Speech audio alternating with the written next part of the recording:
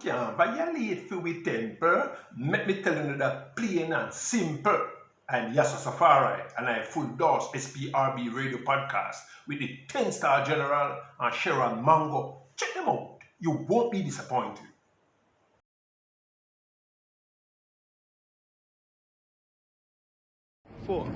This is Yami Bolo from outer Jamaica, and I fully endorse SPRB radio podcast with the 10-star general and Sharon Mango. Check it out. You won't be disappointed. Bless the love. Yami Bolo said that.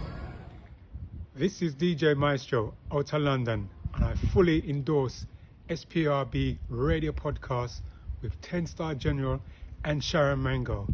Check them out. Trust me, you won't be disappointed. Sticky dicky ding dong ding dong ding dong ding dong ding. Sticky dicky ding dong ding. Yeah man, this is the original Mr. General Martinez because you don't know, and I fully endorse SPRB radio podcast with the 10-star general himself and Sharon Mango. You don't know the thing going on, man. Trust me. Mad things, so just link up for Dubs here. To the loo, it's 10-star general stuck here. Hey, what's up? My name is Rayvon, and I fully support SPRB radio podcast. Check in. I'm Janiceness, and I always tune in to the SPRB radio podcast with General Culture and Sister Sharon Mango. Yo, you don't have to take my word for it. Just tune in and catch the vibration. Yeah, this one is knockings.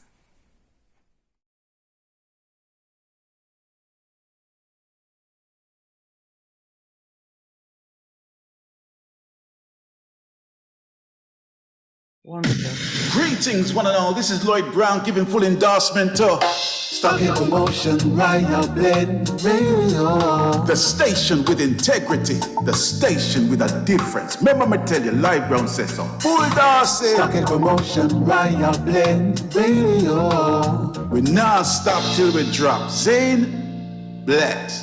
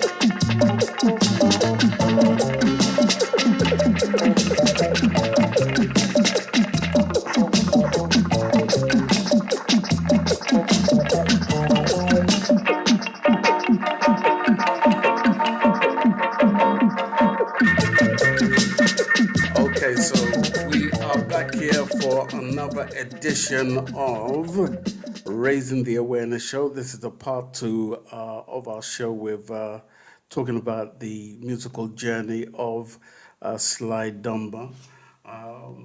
And it's always a blessing to have a living, walking, breathing icon. A man who is aging backwards. You know what I mean? Yeah, right? You know, like incredible. I can see that the effects of that good coconut water and Yeah, man, coconut water is a live food in Jamaica, you know, live. Everything's live. it's always good to see you, sir. Trust me. Yeah. And how is health and strength? Everything is fine so far, you know, everything is good, yeah. You know, we pray, you know, that God's richest blessings continue to cover you. As you know yourself, we're losing people by the tonload. So we Yeah. have to pray for our brothers and sisters and our elders in real time. You know what I mean? So, yeah. So I want to just push that into the atmosphere. Miss Mango. Yep. Yeah. Yes, thank you. That was really nice. I was about to say, yeah, our brothers and sisters are dropping like flies. And no one day is promised to anybody. So, Sly, thank you so much for being here. We're so Yeah, man, honored you're welcome. again. So happy. Evidently, God woke you up this morning so you could be on our show and continue your works. That's what it is. Prayers, prayers, prayers, prayers. Because young or old, I have to say this real quick: young or old, it doesn't matter. No one day's promised to anybody. I just lost a nephew, and I have to say this real quick because it was a big deal. He was has a doctorate. He was working at he's one of the principals at Monig College, and he was only 42. He just did not wake up. He was not sick. He was not sick. Really? He was not sick. Anything? Yeah, it's a pretty pretty big deal. So Saturday was the services. Of course, I couldn't be there because I kind of just came to Jamaica. Imagine with all the amazing works that he was doing for the young people and for his community, this person who's has his doctorate, he's done his master's, he does this, he was up there. 42 years old, just didn't wake up. Young. He's young. Yeah. Because Jackie died at 42 years old too. No, that's right. Young. Yeah. And then did so much work in that time. So much work. So yeah. If he was still around, how much more he would be doing? Yeah, I mean, such is life. So while we are here, we will do the best that we can to change the world's mindset. Just we're here for a purpose, and then if God took you, then He needed you more than we needed you here. That's how I have to look at things. Anyway, again, thank you for being here. We want to kick it off with, or where we left off with the last time. Now, we didn't get into talking about a good few people that you worked with. I wanted to try to remember if we talked about the revolutionaries. You used to be with the revolutionaries, and I don't know if you got into how you got involved with them and how that all started. So I'd like to start with that, if you don't mind. Well, getting into the revolutionaries, I remember we used to play at Tit for Tat Club, that's on Riddles Rose, and Nancy Collins used to play live parts at Stable, which is close by. Randy myself used to play at Tit for Tat, but when we get break, we'll go and check each other out. But on Reddit, there was like this strip club. There was maybe 9 clubs, and all these clubs had bands, live band playing in there. So like we get 1 or 2 sessions, as we call them to give the session to Channel 1. So we go Channel 1 and we play, like on a Saturday or Friday, and then we take the jump set up back to the club and everything. So, but prior before that, I was a friend of mine called Bolivar Newton. He had this little studio by his home, and we used to go there on Wednesday night because we get new records and we listen to the new song from America and things like that. I remember we cut a little song called Woman and General Picture around there, and it was quite a storm, and there's a bass player called Lennox, and there was Dan McDowell used to play guitar. There was a guy by the doctor, he's a Dr. Claude, with us, and my friend Bobby has died and everything. So go there. And Michael Rose was there with us as a little youth sometime we come around. Michael Rose. Michael Rose's brother who died in the crash was there also. And we stopped in a channel 1. We used to listen to all these American records on Bolivar system that they have, sound system or discotheque. Sounded real good. So we used to go there and tell us, listen to the sound and compare the sound with regular sound. I said, what if we could get a sound like this into reggae? So when we got to Channel 1 and start playing, we tried to figure if we could get this drum sound at Channel 1. So I was explaining to Ernest Hookham as an engineer about Motown, about Philadelphia, the sound, if we could get that sound. It's not saying that I didn't like the sound of reggae, I loved it, but I don't figure we could introduce something new to it. So we started doing a few sessions there, and then I remember Jojo called the session. I think one of the first songs we played was a song called "It's a Shame" by Delroy Wilson. The live part from me on the session, but I don't think he was in the island. So we laid the track with Eric Freighter, myself, Ansel Collins, and Ranch McLean. And then Ranch went back. Because Ranch is a guitar player and dubbed the bass. Now, we said to Jojo, if this song is out of it, close down the studio, something is wrong. So eventually the song came, it was a hit. So he paid us twice because he was so glad to know that he paid us twice. And we continued looking at the drum sound. I said, okay, we get the sound like Philadelphia International, the sound of MSB and Motown, because there was like the two leading black production company, black labels in America. I recently listened to a lot of the Delphonic stuff and a lot of the Motown stuff. Yeah. We see the sound, and then we tried to get the drum, because the drum was the greatest problems. We tried to get the drum as tight or sounding as good as we think. And when we got it, we said that's fine, and we started cutting them.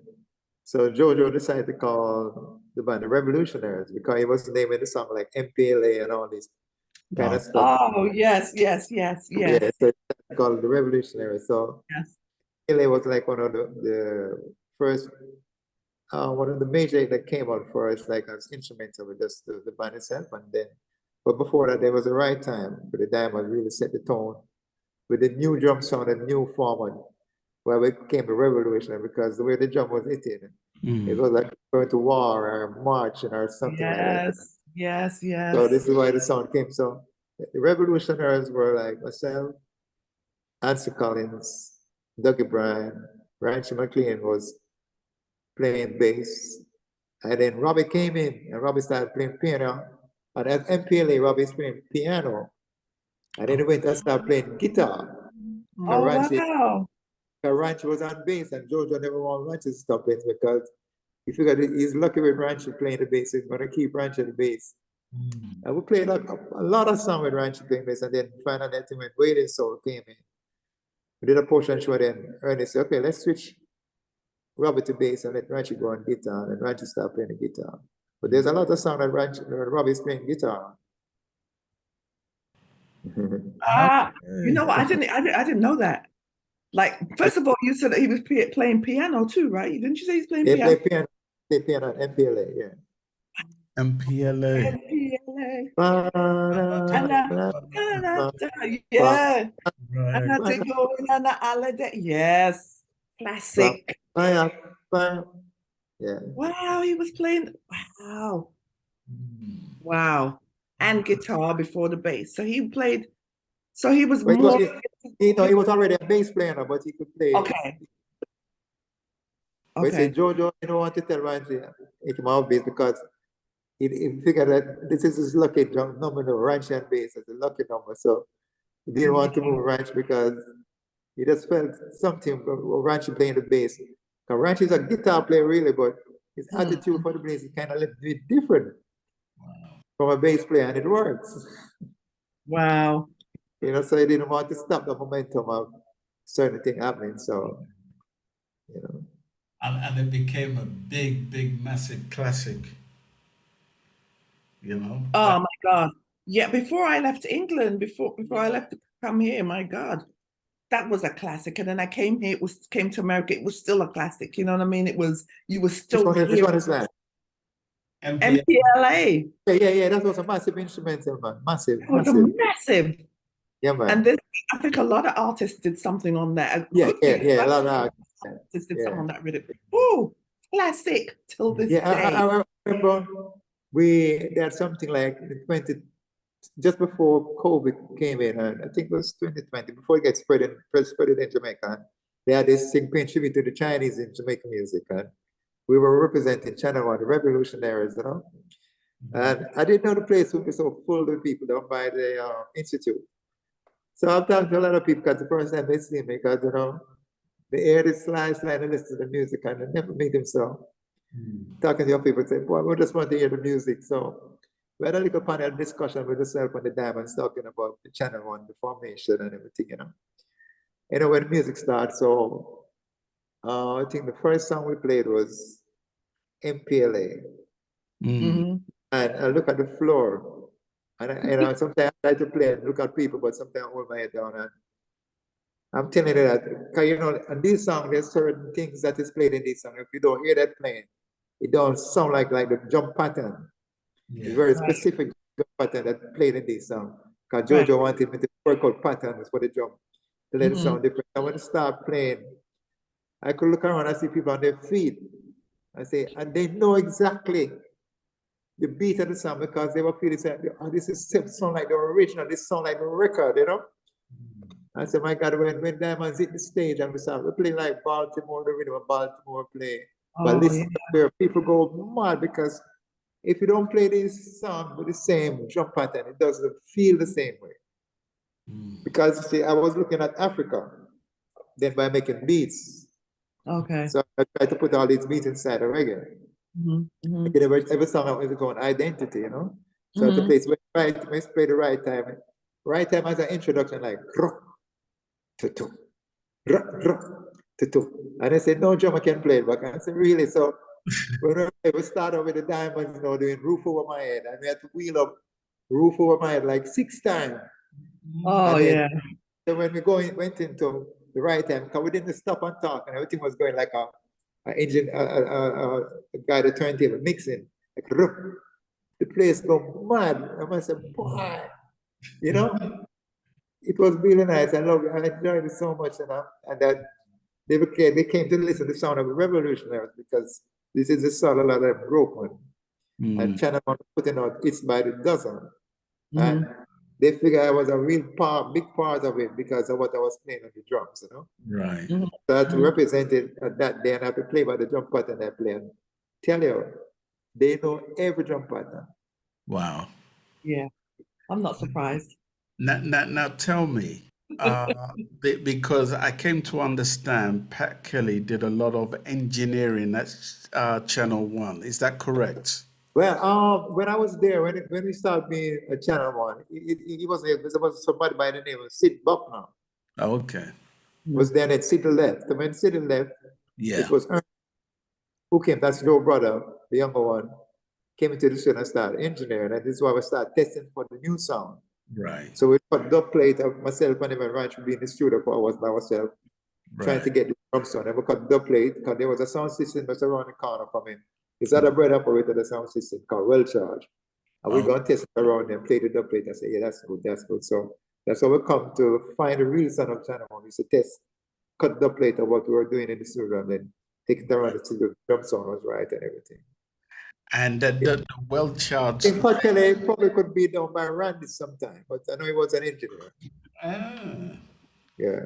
Because as far as, because just hearing from people who were associated with him shared with us that he was at Studio One as an engineer. I even think Hugh Brown shared that with me as well. Hugh Brown shared that information with me as well, Well, I don't know, maybe, I don't know, but when I was there all the time at Channel One, even used to go there and play, we start playing for, complete for Channel One, making their own production and thing. Right. I didn't, it was Barnabas who was there, there was Bonnie Tom Tom, there was Ernest who was the main engineer, and then Soldier came in. And, but then Pat Kelly probably was on by Randy's record, because Randy was a popular student too, by North already. Right. Yeah. And Soldier recently passed, right? Yeah, he passed, yeah. Yeah. Man, we're losing so many great people, Yeah. What is your memories of Channel One? Hey, Channel One is man. Channel One, I think, let's face it, Channel One made me who I am today as a drummer. And I can kind of try to help. I put my little part to help develop the sound of Channel One.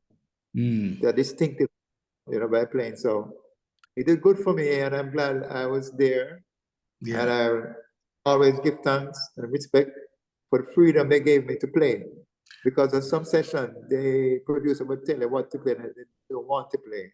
Right. But Jojo would say, wait until Sly find the drum pattern, then we could go into record. Right. Yeah, so he gave me that freedom to really, really play, and I respect that and I love that today, because even at Jojo's funeral, the guy was reading the eulogy. Yeah. He mentioned my name in 6 times. I say, Oh, wow. as Sly was really instrumental in this, and Ernest has spent so much time trying to get it, and then I think Robbie looked at Rory and say, Sly is the sound of Channel One. It's like created that sound, And look at Rory and say, Sly created that sound, that direction, the sound of the drum, because whatever studio you're in, the sound of the drum make a very important part of what you do. Yeah. And that's the beautiful thing about Channel One, is that I think today we can listen to a song produced from that particular studio, and you would know it was from Channel One. Channel One. That Yes, definitely. Of today, yeah. Because my favorite song in Channel One is a song by Ernest Wilson called "I Know Myself." Oh my God! Yes, man, big tune. I touched it right. Hey, when I went in that day, we made the rhythm first, Yeah. and I went in and Ernest said to me, "Listen to this song." I said, "Wow, this is hot. This is one of the wickedest songs I've heard." And even the drum style and that was totally different from every reggae pattern. Oh my God! But a lot of people don't realize. I tell you what I'm gonna do. I'm just gonna play a few bars, yeah, just a I'm few, about to say thank you. because there's actually 2 songs from Channel One that stick in my head every time I think about Channel One. One of them is the Yes. one you just mentioned with Ernest Wilson, and his version goes like this. Take a listen, Massive. Let me see. That's it. That's it.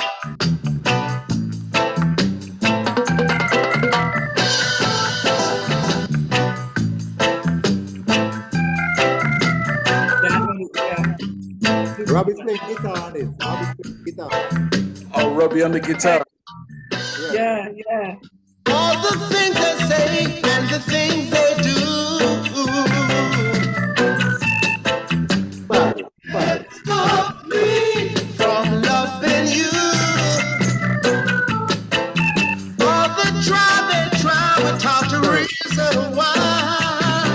Oh, time can't stop me from loving you. 'Cause I know myself. When you find the way, you can find peace in all things. Violence, hostility shall disappear from your being. When you I tell you, Sly is a musical heaven right now. We can't see it. Yes. If we could get back singers like this in Jamaica right now, we could hit. Yeah. We'd tear the world apart. Yeah. But it's gone. You see, you could hear the joy in the music. You could hear everything. Oh, Robbie's guitar, Dougie's on guitar, Ranches on bass, Ansi Collins on organ, I think Robbie Leonard 1000 playing piano. Real grooving, 6 people down the street at the time. You could feel the soul, the energy. You could feel it. You could man, you could feel it, man. Distinctive. You can't go no further without speaking about the man himself, Ernest Wilson, because I think he was one of the greatest vocalists out of Jamaica. Yeah, I mean, you watch him came up at the Claridona singing all those, do it with Delroy Wilson, like singing a little background vocal with Delroy Wilson. Yeah. Coming up all the way to the ladder and you watch him grow. And people can give him respect. When I was a youth and I listened to his voice and Claridona, I watched this guy go to be a monster vocal. They said, no, it's unbelievable. You know, somebody just take the career and take it until you become one of the most respected musicians singing in Jamaica. Just being there with the Claridona, people used to say, yeah, that's a singer, but you need to look at himself and take himself as a singer. Yeah. He came up be a very important part in singing. He did. Yeah, very important. And do you think he got his dues as a great vocalist in Jamaica before? Yeah, he got his respect. But then again, I think he went on to some bad things, you know, and lots of people started to talk to him to change, and you know, get involved with probably the right bad company. And I used to see him, and whenever I see me, I always laugh and say, I know myself, because I tell him that's one of the wickedest songs. So right. I kind of respect what I play as a drummer.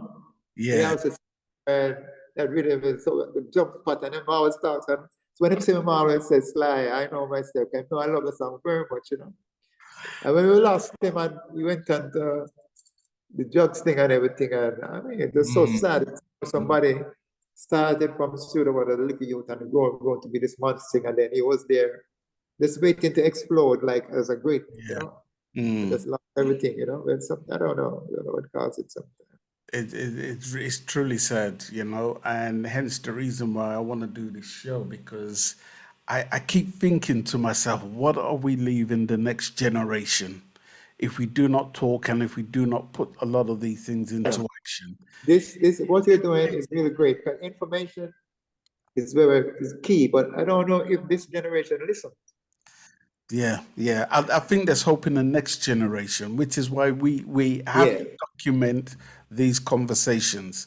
So at least we can leave them a guideline to, because even me, I'm a great listener. Whenever when Bob Andy was alive and I see him, I always bring up a studio one argument, him tell me what was happening in the studio, and I asked about certain record, and he would tell me, yes, Sly. I said, who played drum at the record? And he said, Joe Isaac. I said, wicked. And he said, boy, like he would say to me, dun ting, dun ting, dun ting, dun ting, dun. The Ken Booth song, he wrote it. And he said, when he was singing for Jackie said, one, here's the intro. Before Jackie just dun ting, start playing that introduction. And I said, boy, Jackie is the greatest musician I ever seen. Yeah. All the time. It's so happy. If you listen to Studio One record, there's a certain happiness in it. Yeah. And that happiness is coming from Jackie reaction with the shoulder moving and going at the piano. So that happiness reflecting in the recording audio by recording your body movement. Because when you're playing certain way, the movement is in the playing also. Yeah. So we try to get that same attitude in Channel One. So our Channel One thing came from the drum track. Right. Because I try to make it up by learning what Jackie did and trying to put everything into it. So you could feel a person listen to drums that kind of man could just picture Sly playing and say, can picture Sly playing this, the attitude in the studio, because you can hear it. On the record, even on this, you could hear the roll. Yeah. You know, must have been fun and things like that, you know. I can tell, especially that drum riff. Then I know myself where that double tap. Yeah, because I was playing like I was listening to the James Bond record because I knew we grew up listening to great, and I said, how can we play like a funky thing inside of this record? And then when I listen to the bass line, I play what happened, you know. Yeah. A lot of people don't know that we try and get the bass and the drum to lock almost saying the same song. Okay. So when you take away everything, the bass and drum stands as a standalone unit all the time. So once you get that, you know, say you're in there. Right. Take away the mix a double album, you're gone, because the bass and drum is so tight. I mean, playing. So I will listen to the line around you playing and so I'm almost play the same melody at the bass line. And that's why people can feel that locking into the whole thing, you know? Because I'm not playing tick, top, I play tick in the intro. Yeah. But when I make that roll, doing it in earnest lesson, the jump pattern change. Yeah. Yes. And I remember when that riff came in, it was like, what? It's like, where do they get these ideas from? You know? I grew up playing in bands, and we play like tit for tat. For that, we could listen to all the American records, and my duty was catalyzing down for Jamaica.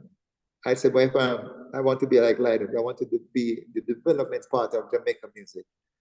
So I'm going to give Jamaican music total respect and put all my life. Yeah. So I started putting in things that I would hear in American record, not playing it the same way, but edit it over to reggae, find out it can work, and try and make it be the sound of what it is to improve it. No. You know, so this is what I was doing. And I said I couldn't let down somebody like Lloyd Nims or Joe Isaacs or Phil Kelly and Mikey Bow was set And Paul Douglas, the trend for us, you know. So I had to just do what I have to do and take it to the next stage. Take from them. I said, okay, boss, I've learned so much from you. I'm going to take it and this is what I'm going to add to it, you know. All of these drummers kind of give me embrace and give me much love. Yeah. Yeah. How are you able to keep going on a daily basis, playing with all these different studios, providing all this different sounds? You know, to me, when I look at your life, if I may say this, it's almost as if God created you to be the ordained one. Yeah? Well, Dropped you I on used to do, Jamaica, and here you when I are. was a kid, I used to pray with him and ask God to make me be a good drummer. Never said be the best drummer, a good drummer. I would take my time and learn. I never got a chance to go to a music school because my mother was poor, I couldn't afford it. So I decided to take it to the street. So I used to play in band, then I used to go and listen to King Tubby's when he was playing, I listened to the records. But I could analyze a record very good, you know, and tell what the drummer was playing and what is happening in the song. I figure what made that song a hit.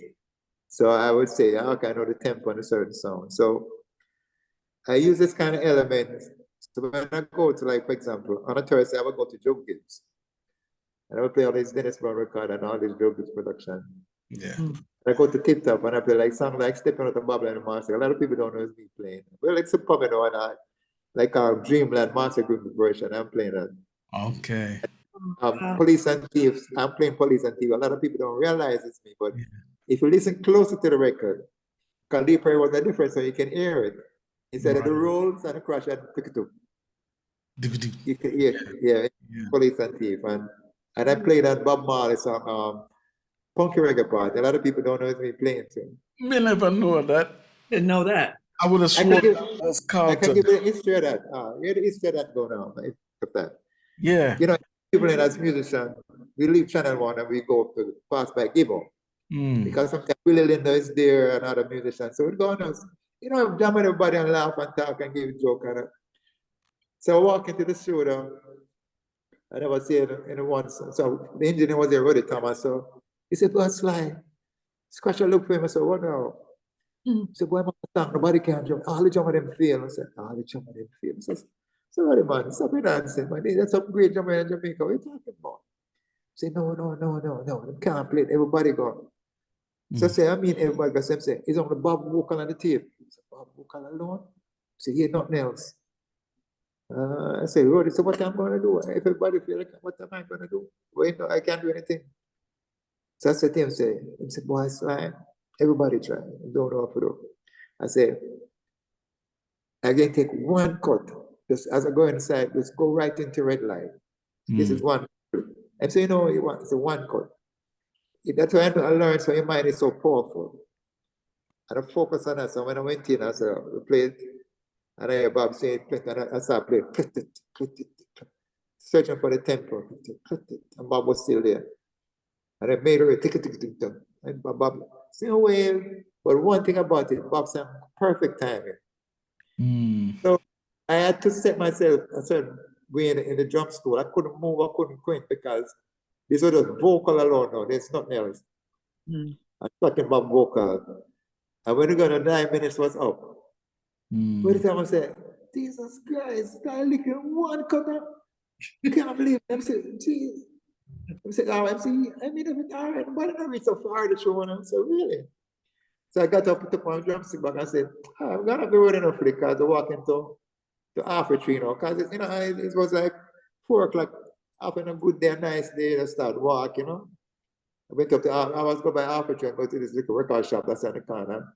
Jam with the guy for a while and ask him what is going on, and music business, listen to some record, what is out there. So I used to do a lot of time listening and say, "All right, you can see what's happening," and things like that. So if the Scratch come in, I said, "Can't believe it," that Scratch came. I said, "The man was flicking on." Then Bob said, "Sly put on the drum." I said, "Yeah." And Bob said, "I got no voice." I said, "But no, because Sly put on the drum." And everybody came and I started doing overdubs because what the Bernard from the group I call again, he said he sang on it and also meditation, and he said, "I remember exactly."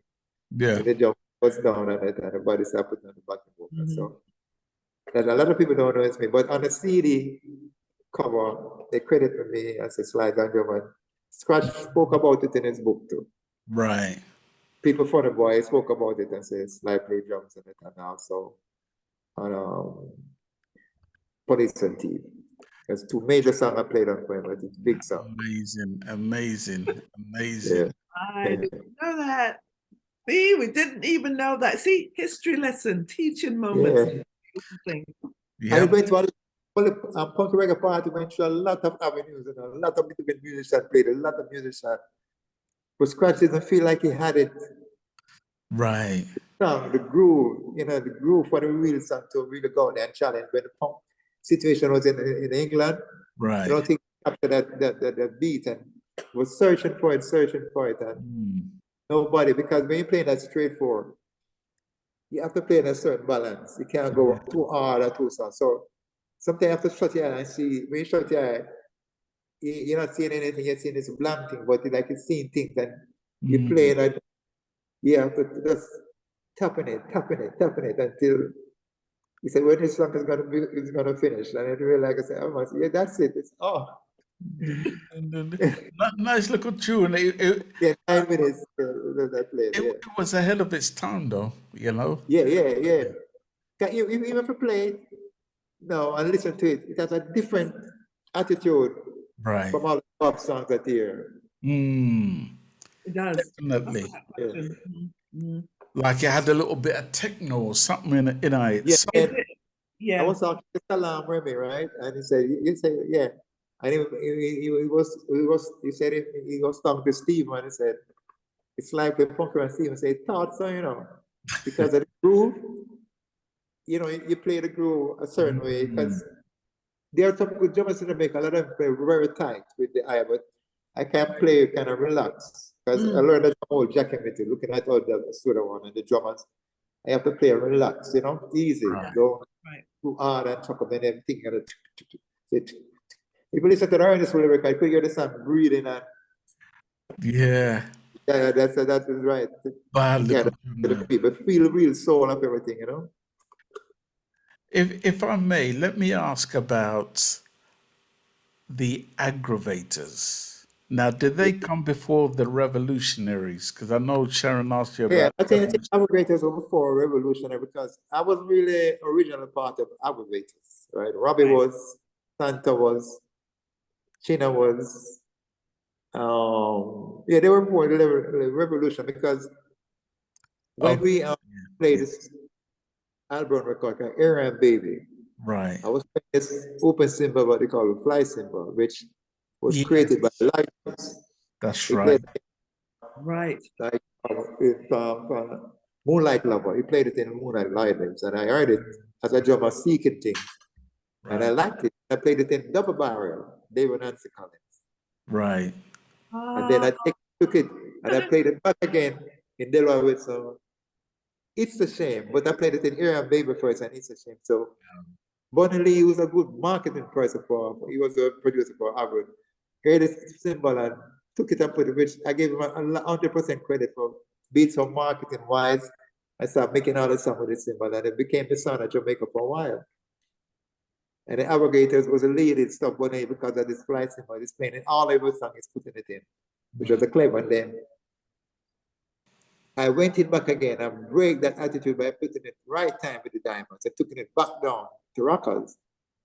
So this way Channel One came on board now as the Revolution started, putting on the record, and I'm playing this style for Channel One till I became a part of Aggregators, Aggregators with Robbie, talented called Sly, playing the kind of drum pattern for them that I would play for Channel One. Now was Santa part of the Aggravators, the original? Yes, he was. He was originally drummer. Okay, so he was the original drum player. Yeah. Okay. And he was playing all this fly cymbal stuff. Flying cymbals. So he was the one responsible for creating that. No, he didn't create that fly cymbal. Lloyd Nibs. Who did? Lloyd Nibs. Okay. He played it in Moonlight Lover. Okay, I'm with you. And I played it in Double Bar, David Nancy Collins. I'm with you. Yes. Then I never played it now some for a while, and I played it in Aaron Baby for Al Brown. The Al Green Here I am, baby. Come and take me with the whip up. And then I played it in It's a Shame for Delroy Wilson. It's a shame. Yes. Okay. Bonnie Lee heard it and he put it in some. That was a great master plan strategy for Bonnie Lee. I give him 100% mark and even more. Right. Right. Being that clever. And he started putting in all the sound, create this buzz in the street and call it. Right. Lights in. It was very, very good. And then Santa was a drummer was playing it. Right. Yeah. Before I come to Miss Mango, I just want to play that other track that I told you that sticks in my brain with the revolution. Yeah.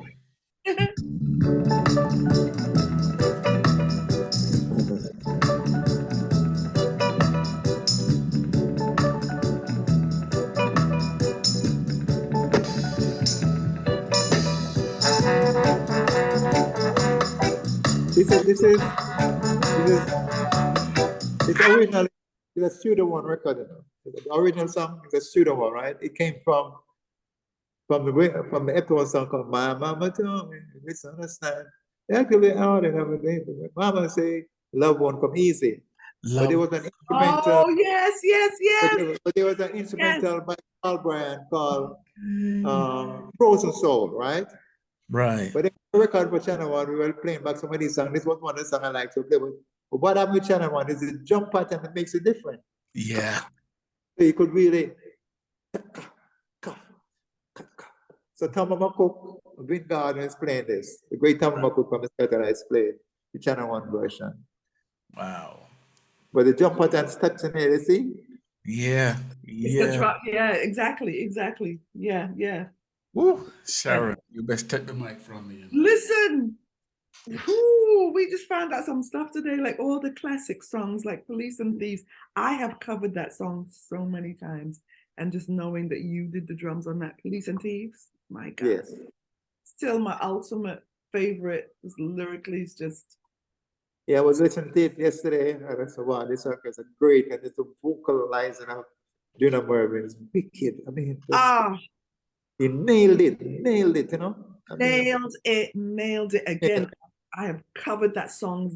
That was my signature song. It was like, oh my God, you're going to do Police and Thieves? Yes, because I think it was the vocals for me. Just knowing I could hit those notes, you know what I mean? And that's the vocal was perfect. It was. I tell you, deliver that song. Pardon, you can't even express. But there's no words. There's no words to express. You could sit and listen. It was, I think, with that song and many that you've contributed to, the vocalists involved took you to a place where you can almost see the words that they're singing. Yeah, even when you listen to the Diamonds version of Remember Roof Over My Head. Oh, Roof Over My Head, yes. And I heard the song, because the rhythm was cut first. Yeah. And I went and I heard that song, I said, my God, what is this? I mean, this music make it scream. Yeah, it's right. It's loud, it make noise, you know, because somebody sing like this, man, and the melody. Yeah. I remember when I went and said, when I make remember Gabby say, I said, no, man, the world, man. They didn't have an introduction. They sang the intro, remember Gabby say, remember what the white woman say. Now we're going to get the came right after. Yeah. Mad. It was mad, man. I tell you, I mean, sometimes I play the song, man, you sit and just play this, but you just scream, you just make noise, you know? I mean, to this day, sometimes people think I'm crazy. Sometimes I just show that I play that this song. I say, why? I'm just glad to know that I was a part of the whole development in the 70s. This coming to the 80s, the 70s, you know, which I think some wicked music played, man. 70s coming up to the 80s. The mid part of the 80s. Wicked. I mean, the 90s were real good too, you know? Right. But it came right up to the end of the 90s. And you dominated the 90s. You dominated the 90s. There's a particular kind of rhythm that I've been looking for that you did. I keep forgetting. I think it begins with a G. I keep forgetting it. The Holy dancehall artist on it. I think there was a Bounty Killer. There was a you name it on it. Oh Jesus! I wish I could remember it, but it was groundbreaking. I wish I could remember it too, but there's so many. There is. That's hard for me to remember because Yeah. I remember when we were cutting tour, because it was Stapleton was in the studio with us when we were making those with him, man. When you said tour, you mean Capleton? Tour, yeah, and tour. And his flagman was in the studio too, you know. So you see the vibe. That was on the African Star label. Yeah, Africa, yeah. And when you see the vibe in the studio, and the flagman coming with the flag, you know. Right. And he starts singing and he watches body movements, and there's no way you could play the rhythm away from what he's doing. Yeah. And they start going, because even that thing, I'm playing that on the drum machine, you know. Yeah. And a lot of people were guessing who's playing that phrase. Wow. And it took a lot of people saying, Robin, people saying, I want the ones in the studio, I played it, that Link is saying, play back that thing again. If you play them, say, we sang that, and the say yes. Him say one of the wickedest things ever, you know, because I was just looking at Capleton attitude, and the way moving, and the flag man moving, the plan and them, and they're trying to get the same action in the music, you know. Wow. But some of these dancers, and some of them will just cut with me alone, just sitting and playing and putting things onto them, you know. Yeah. Damn. Yeah, but that's you know what though is exactly if you really listen to what Sly just now said, because a lot of people don't do that. A lot of musicians, you basically were studying the artists to get that feel, and that is if you don't tap into that, feeling, you never get it. You're never gonna get it because you're gonna keep second guessing yourself. But when you study the artist, you know which pocket to drop in, and it makes this is why all the Black Horse songs are like that, because they are there singing in front of you. And we're making these beats and rhythm for them, and they're singing in front. So once you see the attitude, you take the music to match what attitude they're in. Right. You get that rhythm jump in and Robbie look at me and say, hey, this is it. Same thing with Grace Jones. We want to talk about Grace Jones. That is not an easy, even her vocal ability, that's not an easy thing to match, to make her even a sound even right. You know what I'm saying? She's a particular, her vocal abilities, it was different. So what you did, well, let's talk about Grace Jones. What was it like working? I remember before we started working with Grace Jones, Chris Blackwell had asked to see Robbie and myself to come and check him in his apartment in New York. So I went and checked him, and he said, you know, the Jamaican girl, she's a model, and he sings discos, and he was to change her, so he doesn't know what he was trying something different. So he gave us some record of Grace Jones, which up to this day, Robbie and myself hasn't listened to none of those records. So the session was called in 1980 to fly to Nassau. Nobody knew what we were going to do. So musician, you have Barry Reynolds from England, Wally Badarou from France, he's African. Myself, Mikey Chum, the late Mikey Chum was dead now, the late Robbie Shakespeare, and really Sticky Thompson. And we flew down, flew down to Nassau, that's the Jamaican side of it. An English side and an African side, and Grace Jones, the Jamaican. And Chris Blackwell, a pre-Jamaican, because he grew up in Jamaica all his life. Alex, producer. So we said, what kind of music we're going to play? And they suggested we rehearse and then go and cut. And Robbie said, no, let's go in the studio. Whatever we rehearse in the studio, we cut whatever we're doing, because we'll never get back the feel. Right. It's right, Robbie. So I'll explain that and we went in and started cutting. And the first song that they put up was a song called Warm Leather Red. And Grace is going to sing, but our duty is not to play Warm Leather Red as it was recorded. Because it was recorded before from one of those island record artists. But we're not going to play it like that. We're going to play the way that Grace looked, because there was a big picture of Grace in the studio from one end with her shaved head. And we look at the picture, and we must make the music. I pick up my head that we're going to make the music that matches that picture. Wow. So I remember the morning when Grace walked into the studio, and look at that, the same picture you're looking at. Wow. Look at that, it's the same picture. Same, but she had a mind that kind of thing. She felt comfortable now because she were among Jamaica. She was home, you understand? Right, yeah. Like she couldn't go, no, she couldn't do no wrong. So she just put herself like, you know, I'm laying in my bed now, I'm cool, I don't have to worry about a thing. I'm home, no problem, you know. We could deal and we could talk and we could understand each other much better. And Mom let her read. And Chris Blackwell said, listen to the playback. He said he couldn't believe what he heard. The first time we're going to play together as a Compass Point All-Star. And then the second song, I went into a song called Private Life. And I said, when we went into Private Life and Grace was singing, you know, because Robbie and myself know what our job is, you know, and say, we have to hammer down these records. When you get that opportunity, you know, you have to go for it. Yeah. For the pattern, if you listen to Private Life and say, I think one of my best Grace Jones records, and the sound of the record, and Chris Blackwell, so when you heard that playback, the second song, you could say, this is not for real. All of those tunes are one take, and there's no double take of nothing. Wow. But we are seeing Grace upon, so we're playing to that image. Right. And we keep it the just like how we see her, how she moving. I was saying, this is it. And, you know, even when I did my Jamaican guy and things, she was singing, when she sing it, I'm watching her at it, my Jamaican guy. And she Yeah.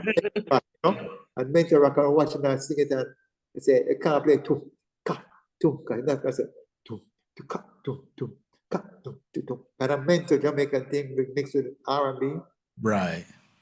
And that's if you listen to that track, you could hear that the kind of mental. Oops, sorry about that. Trigger finger. Trigger finger. Yeah. Wow. Wow. Great. Yeah, man. So that's where the sound work came about, and the song "No Pull Up to Your Bumper," which was a major. Yes. I kind of wrote that song. The idea started with me, you know. Okay. The song, that's I used to sing, you know, sing all the time. And I got inspiration from a song from Brother Johnson called "I'll Be Good to You," because I love that song so much. So I was playing the song, you know, and started singing, "I'm in love with you, want you to love me too. I want to be your man, baby, understand? Never let you down, always can spread itself over me like peanut." So that's it, Alex. I was song, and Alex said that as the engineer, one of the producers, said, "Cut it, Sly."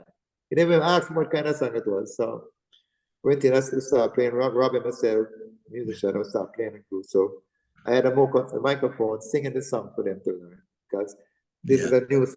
That's a demo what has made it come, and I sang it down, and it was there, and then I went in. Yeah. But overdub syndrome thing, like which became the trademark of the record, and it was there for a year. It came out as an instrumental called Peanut Butter. Ah.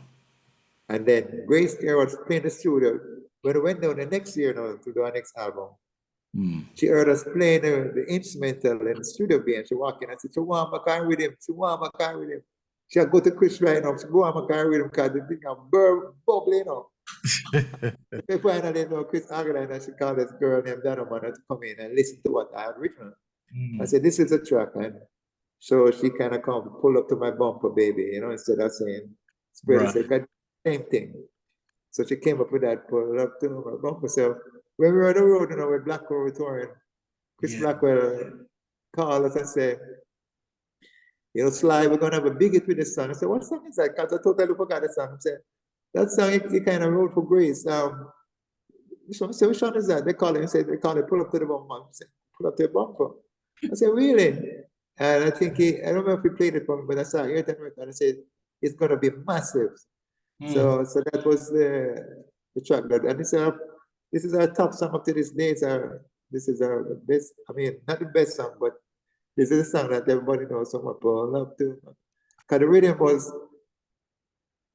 was part R&B, part Jamaican. And we were creating different grooves within the beat, you know. So the bass line and Robbie played, and it was awesome, you know. Right. Everybody played the mic, it's on guitar playing. This song was like a perfect record. There's nothing wrong with the song, but you know. Let me just play just a few bars of that one. Oh, but I don't see how you can't. You got to play it.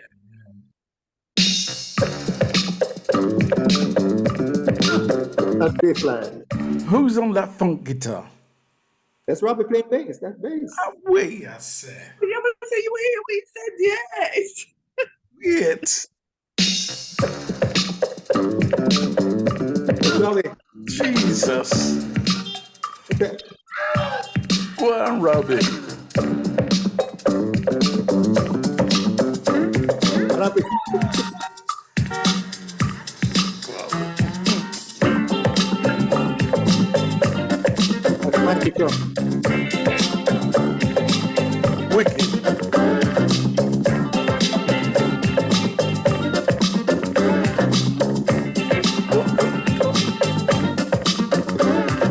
Driving down those city streets, waiting to get down. Want to get your big machine somewhere in this town. Now in the parking lot garage, I found a proper place. Just follow all the written rules. You fit into the space. Pull up to my bubble, baby, in your long black limousine. Big tune, big tune. That was when, Yeah. that was something I played, and guess who's coming today now? Michael Rose. Yes, man. Can you hear the similarity? Yeah, I man. put on the song for Grace. That there's no other song, no R&B song in the market sound like this record. Yeah, ever. There's no copy. Damn. No duplicate. Original. I hear the line of drop play everything in one take. Wicked. I would just say sing and everybody start playing Mikey Chung Wally. Everybody perform on this record is out of the Damn. chain. After hook. Sticky and percussion and after hook, everything was so perfect. Oh. I think sometimes you think of something like that. You can't believe it. Even the other day, a couple of weeks ago, I went on check Chris Blackwell by Ocean, we were talking about it and said, boy, it's like that song is terrible. It's a terrible mean, wicked.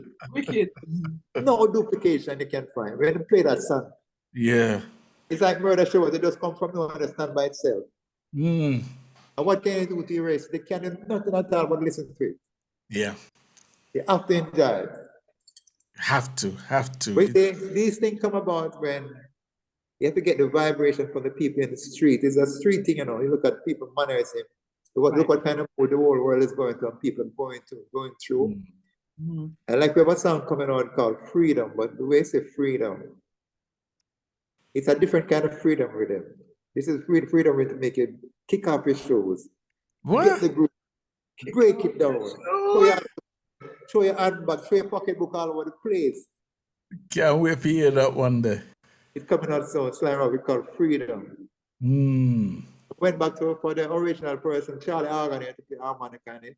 He sent the tape to him, and Robin is playing the major keyboard part. Sharon Anderson is singing the hook, that chorus, and a guy by the name of Melvin Lawrence is playing vibraphone, real vibraphone. Vibraphone. Okay. Oh wow. Wow. So listen for it. It's called Freedom. You said Shireen Anderson? Sharon Anderson. We're trying to put, we have a blank spot. And when I look at it, I was talking to them at the studio, and I was thinking to get Muta Baruka to just come into that land. Right. And mention like Marcus Garvey, Martin, Arabella Fonte, all these freedom fighters. The lady, Rosa Parks, Elijah Muhammad, Malcolm X. It's called the name, and many more that played some of this role in fighting. Marcus Garvey was a teacher. Everybody got it from him. Just mention it in that break, whatever just call the name. Yeah. Malcolm X. And I say, somebody said, Sly, that is wicked. I say, I don't know if it's the right thing I'm doing or what, but the song is named Freedom. I just said, dancing culture free. She said, dancing culture free. I remember in those days, people used to dance and the trend of people used to be happy with freedom is dancing. I think. Yeah. This song could be really, really a mother say. So I can talk to Muta, we can come in and put in that Malcolm X. I just make the name in that bar that it can just. Because that's a kind of breakdown, you know, so he would come in that section. And then Kesharin come back and start singing the freedom. And it's bad. This one is very well respected. Huh? Shireen Anderson, very well respected. Oh, yeah, man, wicked singer. Wicked singer. She has it, you know. Yes. And actress, Shireen, wasn't she dancehall queen? She was in dancehall. Yeah, she was dancehall queen. Right. She did another movie with herself on Bob Marley's called Kamari Marley. Yeah. One Love, right? Right, yeah. That's Yeah, it. she's an amazing actress and an amazing singer. So this song should be out like probably in the next couple of weeks or so. We're gonna mix it up. You could probably hear David Rodigan start hammering it down soon. Okay. Brilliant. Yeah. Brilliant. With a great Tell It the Groove. Yeah. It's the last time you pull up to the bumper and you just hear this song, there's nothing else like this. Mm. I haven't heard anything like this. Oh my God! I've heard a show to hear you drop it. That's it. No, You've already sold it. You've already sold it. You've already, yeah. Just hearing you talk about it is like my ears wide. Very happy about it. So yeah, we're gonna. Now, when you say it's about freedom, it's wow, freedom means a lot to everyone in the world. Right. Everyone is that freedom. Okay, sometimes you need the freedom to express yourself. Yeah. And when there's no freedom, this is when you get angry. Okay? You need to be free, Yeah. So say like, I have to mention like Marcus Garvey, Martin Luther, what's his name again? Malcolm X, Arabella Fine, and these people who fought hard for this thing. And show respect, because they are why I'm able to make record like this. And what they have done for us, it gives me that inspiration to sit and make record and take everything to music. And take the music to the people that they can understand what went down, because some people don't have any time to read, but they will listen, hear it on the radio playing and realize. I think there was another defining moment in your life, in your career, when I know you'd always worked with the Black Uhuru, and you Sly Robbie were largely are responsible for the sound of Black Uhuru. Yeah. However, that sound changed when, I would say, Solidarity, the album, came out, which helped them to win the Grammy. Yeah. Where did that mindset come from? Because that was a different Black Uhuru to every. All right. But that sound came from, I can give you a story. Like we were recording and we felt good about everything, but as I say, you're working with the people and you can know when the people minds change, like they have enough, it's just ears, and when you hear guitar, that's it, you want to move on to the next thing. And I studied how Bergadi, he's produced his record and Gambling Up, Yeah. And the Simmons drummer just came in, and I'd ordered the Simmons drum once and I canceled it. But when I look at the state of the Jamaican music was in, I say, they're not recording the drum as good as they used to, so I have to find a way I can project the sound of the music. Okay. With the drum. So I bought this electronic drum and I read about it, the connection, everything is direct. No miking, that's direct.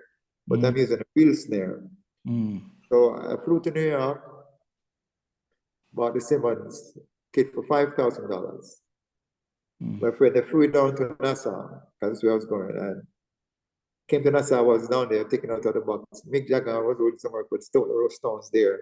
And he said, Sly, what's that thing? I said, well, I bought this new drum. I said, Charlie wouldn't mind if we should dub that on one of these Rolling Stones songs for us, And I dubbed it on a song called Too Much Blood, the snare. And then once they finished, I then took up the drum. I went to the studio, we set it up for Black Hole recording session. So I felt in my head, I knew people were waiting for a new song to become inside of reggae. And I said, if I lose, I lose, but at least I tried, I went in and set up the drum and hooked it up and everything. And I said, yeah, this is what I'm going to use. So the first time that Simmons was played by me, it was played on the Rolling Stone record, which I called Too Much Blood. Right. And then Black Hole next, and then this was the Anthem album, came from the sound. So the sound of the Anthem record, with what I gave the engineer to record and to mix, when Grouch, who lives in England, it was mixed in England, Okay. By Paul Groucho. Okay. And he got the sound that I delivered to him. He take that sound because it was a fresh sound. And he masterminded that sound that up to this day, there's no Grammy record that sound like that. None of that impact. we listen to that record, there's the mixing. Yeah. And it does everything with solidarity, the mixing of it with solidarity, everything, and with sound. Right. When you hear that sound, it like from nowhere. You one time figure like if you're in cyberspace or one of the space and walking. Yes, man. And this thing has come to you. You're right. Yeah. It's like futuristic sounds. Yeah, so we try and put sound into people that they will always remember. That's what I'm about. And Robbie says, Sly, just like to sit there all day and try to come with a sound that we stick into people's head. And I always try to find that stuff because I learned this from listening to a lot of Sudan record and listen to Motown, Burgard, and Gambino, or they make record and find a little sound, that one sound that will go inside to make that record. Yeah. Beautiful, sir. And I tell you what, I'm just gonna play a few bars. This one is from the Loud Black Uhuru live album. All right, and this one is called Solidarity.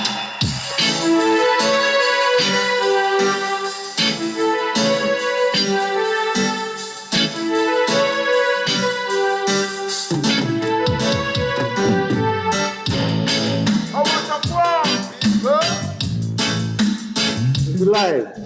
Yeah. Live. Solidarity. Everybody want the same thing downplay. Everybody want a happiness. They wanna see the game on Saturday.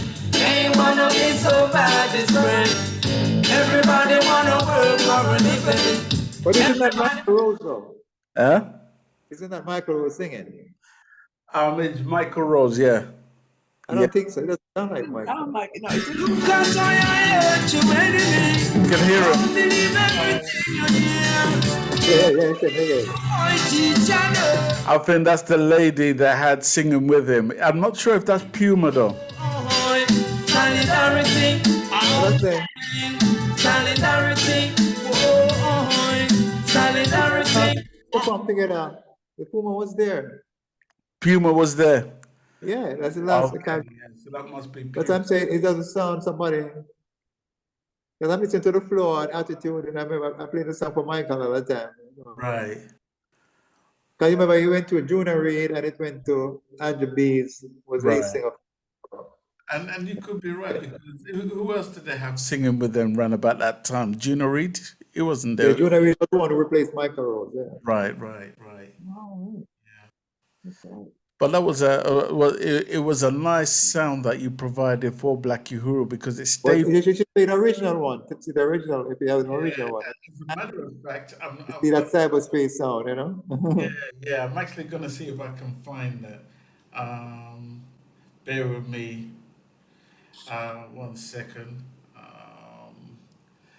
But yeah, I mean, how do you find time to cool your brain off before you go to a next project? Or is your head swimming with ideas? No, there's no cooling off, You have to think like a drum. The next move, the next move, the next sound, the next one, because you remember you're trying to please the people out there. So yeah, you have to give them certain things. I think not every time you're correct, but you try to please them with certain things. And when they get it and listen to it, I say, yeah.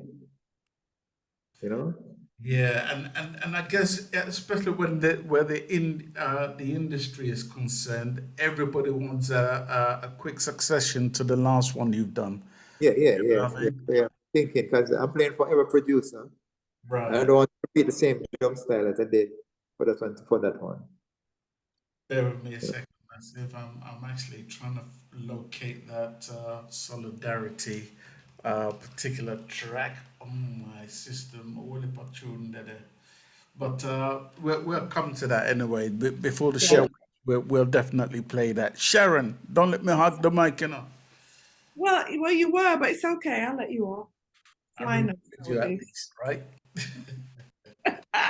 Sly. Tell me about. There's two questions I had. Now, I was always, still is in love with the American vocalist Gwen Guthrie. Oh, okay. Tell me about. I mean, I followed her right up until her. Okay, all right. Untimely death. When we met, we were doing Peter Touch's album Bush Doctor. So we want to get a different sound for Peter because it was like he was trying to break out in the system. So we figured more or less if we get some American backing vocals to come with Peter, then we could bring interest of people listening to Peter because the sound, the record. So I went to New York and I think we had this lady called Teresa who found this American backing. So I think Gwen used to sing for Quincy Jones and she and Luther Wonders used to be a part of the Quincy Jones stuff. So she came in with other two other girls, I think, and they did the backing for Peter. And we and became friends. And then she did Nothing But Love with Peter, which I think was the greatest duet in reggae since. I saw the was Peter album, son Peter album called Wanted Dead and Alive. I think it's on that album. Nothing But Love with Gwen. And then we had done a song. There was a song by Yarborough and people called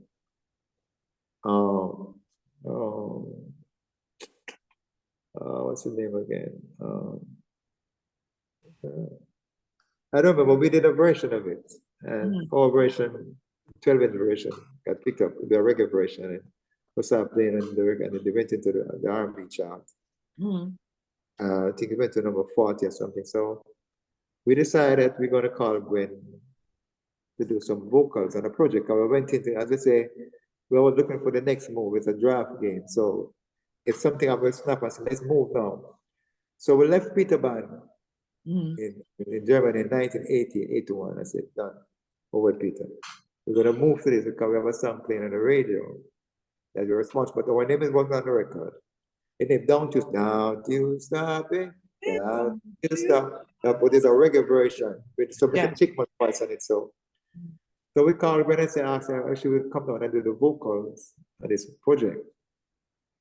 She said yes, so she flew down. So we were like on a retainer from Island Records, so we had some money to pay for the project, pay for airfare, give her some money. And so I said, fine, we're going to invest into this thing. Either we lose, go, but we have to lose trying. We have to lose standing and doing that. Bum, bum. So Chris Blackwell heard Robbie and myself when that's our recording, you know. So it curious to know what we're doing down there. So when he came into the island, you know, when I look at me, then I said, boy, you know, I said, yeah, so we're working on something with Gwen. Okay, he didn't know Gwen got trained, you know, he said, this American singer, so we played the tracks, but we were working on it. So, wow, fantastic, you know. So yeah, but the island wasn't into R&B. Right. But we come, our background was R&B.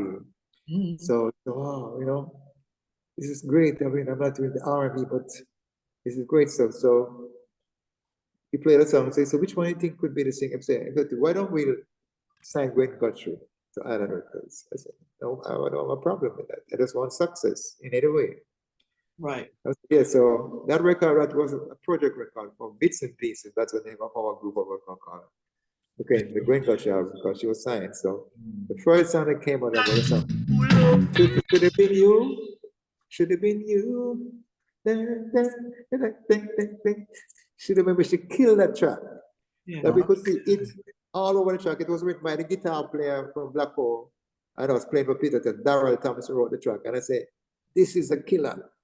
And we cut all the tracks one evening, like we started cutting from 6 o'clock. And by 12 o'clock, we'll finish all 8 tracks of Going Guthrie album when vocals start going on. We're like playing a draft game, no time to lose. Pop, pop, pop, pop. Finish ones up, pop, pop, come back the next day, we're around the clock.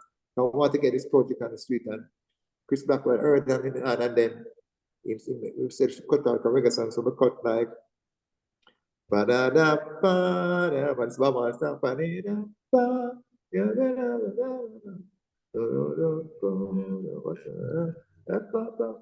I want to love you and treat you right. See, you ever heard her version? Is killing. Oh, wow. Gwen Guthrie version is out the chain. The vocal tone she used, oh man, for the reggae rhythm there, they want to talk, but the music can make you scream, man. Make you scream, man. I like if they are on the nigga, they just jump off of the cliff into the water when the music can pick it up. The music is electrifying, man, shocking. Yeah. A vocal.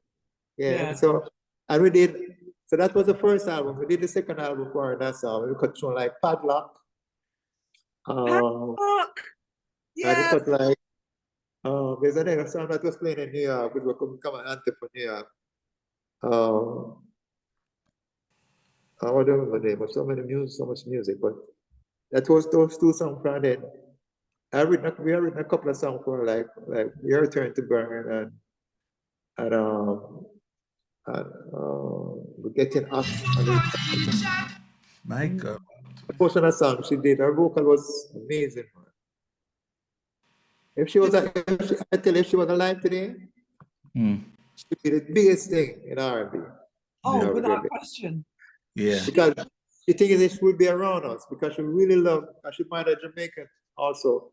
And she really loved dub, and she really kind of love our energy, and we respect her so much and show her much love. So she would be down for it, I tell you. She probably would be in Jamaica right now.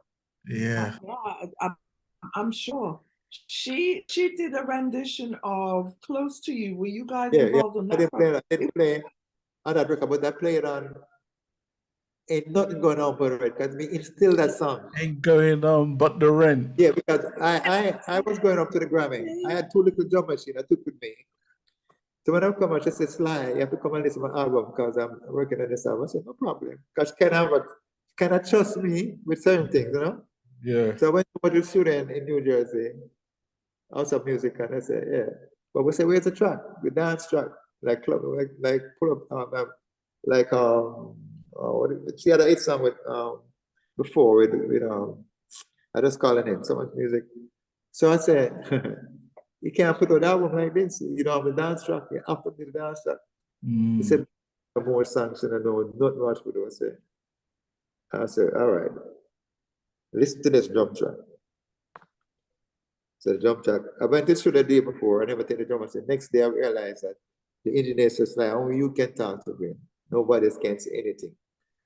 So I said, probably have to cut another track and I went to the drum machine and played the track. Me now have a more song in the life. I said, boy, I have to find it, you know. Yeah. That Padlock is a wicked tune, and if you don't come with it, you're over. You can't forget it. So I mean, I say, you can't forget it, you know, have a track. Put up the drum machine and she hear the groove and she said, no, we have a song called Rent. I said, Rent? Landlord business that. I said, yeah, she was the pocketbook style. So she laughed, you know. She laughed. I said, sing it in my ear. She said, 1 minute. So listen to the drum track. Yeah. So just the drummer blow a player and she started saying, nothing going on but the rain. So go on. Got to have a J-O-B. So I say, that's it. So you mean, cut that. No, that is the song. She said, all right. She called me Father Goose and I call her Mother Goose. And I said, okay, Mother Goose. You have to cut that now. She said, all right. I said, everybody in the place besides it. And she cut the track. The next day, this Aaron guy walking from Polydor. God, what is this? This is it. She came and said, Lord, the guy's going mad. I said, I know. You just need that club track, one track. And I said, go to Larry Levine down by the garage. He was the man who mixed Gracie on remix. And he come down to Compass Point sometime. And he loved what we are doing. He said he loved the kind of R&B to make with the percussion and everything. And I sent her to him and he did a mixer. And I remember I went to check Chris Blackwell by his apartment in New York. And Chris Blackwell's wife came in and she was by the garage and said, you know, Sly, I heard this fantastic song with Gwen Gusher last night. I said, don't tell me. It's called The Red. She said, oh, you know that? I said, yeah, I work on it. She said, it's the wickedest thing I've heard. I said, really? Said, it's bad. Larry played it, but Larry was the one who mixed it, so. And then they started playing on the station and the song goes. Brilliant song. There's no words because it's another hit. Yeah. Nothing going on but the red. He said a landlord business that you could play any time of the day. Yeah. It's a landlord business that you're going on. You deal with pocketbook style landlord rent business. Yeah. The same she's put me like my question. I ain't this, you know. Everybody go and hear the song, they know. The rent business, you know. Yeah. He says, all right. It's like that. I'll start getting at the groove on the jump track. I play the whole night. Say, yeah, man. When we can, we say, hey, that's, we hear the group. We know why, that is it. They will try and do something different. Hold on. Done. Yeah. Actually, that was one of the first dub One of the most R&B record ever came out. Dub. If you listen to it, very empty. Bass and drum style. Yeah. Because she loved bass and drum. She loved dub, So that was the first effort of dub, love it, man. Well, I tell you what, I found that particular track you were talking about with It's been trying to. when is like this a- love? And take a listen. Did you? Okay, good.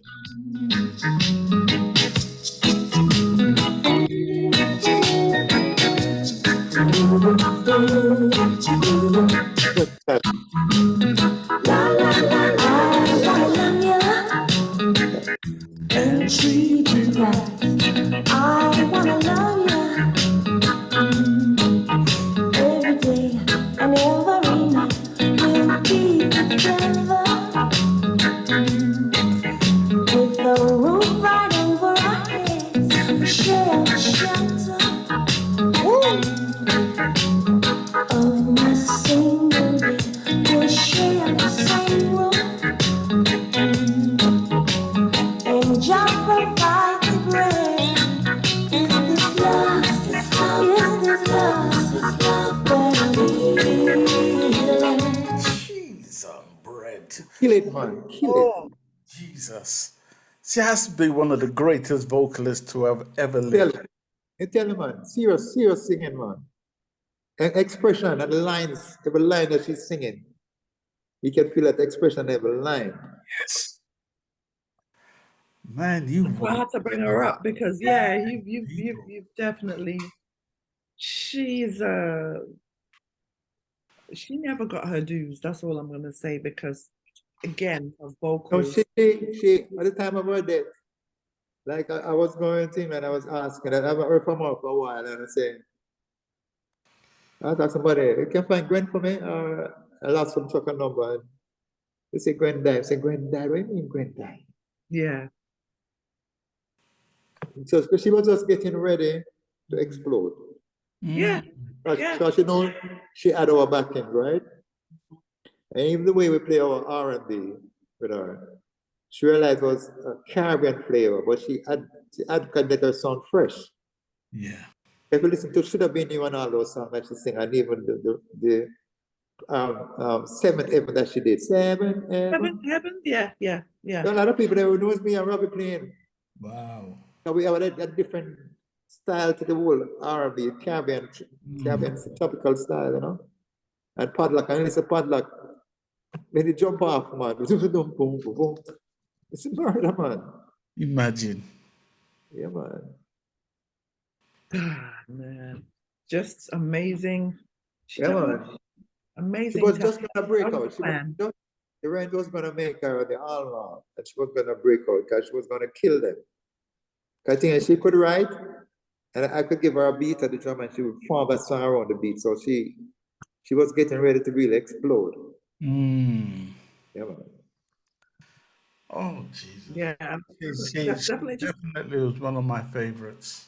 She was one of my ultimate favorites, she was in the rare groove category. Yeah, everybody That's what it was. Everybody talk about her. Everybody talks so special about her. Man. And this other song she did, Peter, Nothing But Love. She killed that track. It can come off the album called Wanted, Dread and Alive. Okay, yeah. One of the wickedest duet ever in reggae business, man. Nobody. Damn. Put Peter in a love mood, man. Nothing but love, man. Wicked, man. Wicked. Before our time runs out, there's two pivotal people that I think we need to talk about. One is a band called the Rolling Stones. Yeah. Worked with them. How did you come to work with the Rolling Stones? Well, how I came to work with Rolling Stones, it came through Peter. That's because Peter Tosh. Yeah, because Peter. Right. Peter was signed to Rolling Stone Records. Right. So the member of the group, I mean, I think Mick, Sly and Robbie and the whole reggae thing and everything. So So we became friends and we used to open shows for Rolling Stones. We did a tour in the States with 6-week tour with them. Peter opened up for them, and then on Black Rose side of things, we opened, I think, a concert for them on Wembley, Arena, Wembley Stadium. We opened for them also. Okay. And Charlie Watton, the drummer, was really a great fan of mine because he made a button called Sly Dunbar Fan Club, this red, green, and gold button. And he gave me some drumsticks. So he always liked our play very much because as a drummer, sometimes you listen to other drummers and everything. Right. I respect Charlie so much, and I know Charlie liked me, so he kind of bring that bonding, you know? Yeah. Right. Yeah. And then we did, when Mick Jagger was doing his solo album, first solo album, he asked me, Robbie, to be a part of it. So I went down to Nassau. And we did 4 songs. We did, man, so much music, something I can't remember the name of the song. We did 4 songs on the album. And it was really, really good. But we had to leave because we were coming back to Jamaica to go on tour. So he wanted us to stay and do some more tracks, but they had to. Yeah, I bet he did. Leave that song. So we have Mick Jagger, like, and whenever, sometimes the Rolling Stones are on tour, and if we're on tour and they're seeing certain place, could just call them up and say, we're going to come in to pay respect and check Mick. And Mick would say, come on, what's Sly and Robbie? Our Keith would be there. So we'd go over. So when people see us walking in, because they're bodyguard all over now. So where are these black dudes going?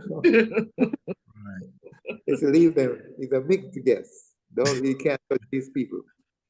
So the guy said, wow. Oh man. Eurythmics. Well, Eurythmics, I didn't really have any part to play in Eurythmics more than Dave Strutt wrote this song for No Doubt that Lady Saw was on. Oh, right. Yeah. Identical. But I didn't have part to play in Eurythmics, really. Was B. Yeah, and there's quite a few people whom you've worked with. Another incredible. I worked with Simple Red. Sorry? Simply Red. Yeah. So, did you work on Holding Back the Years or which one? No, I didn't do that. It's after that. Okay. He was saying that he likes Sly and Robbie wanted to sing on the record. So we did a show called The White Room in London. They were doing this show called White Room. So I think he did a Dennis Brown song. That little girl was born in the ghetto. I think he sang it on the show. And he did, when we recorded him with a song called, a song called Night Nurse, which he covered on an album called Sly Robbie and Friend. He was on it. So we became close friends, and we did some other tracks for him on his album. One of his albums, I don't know the name of the album.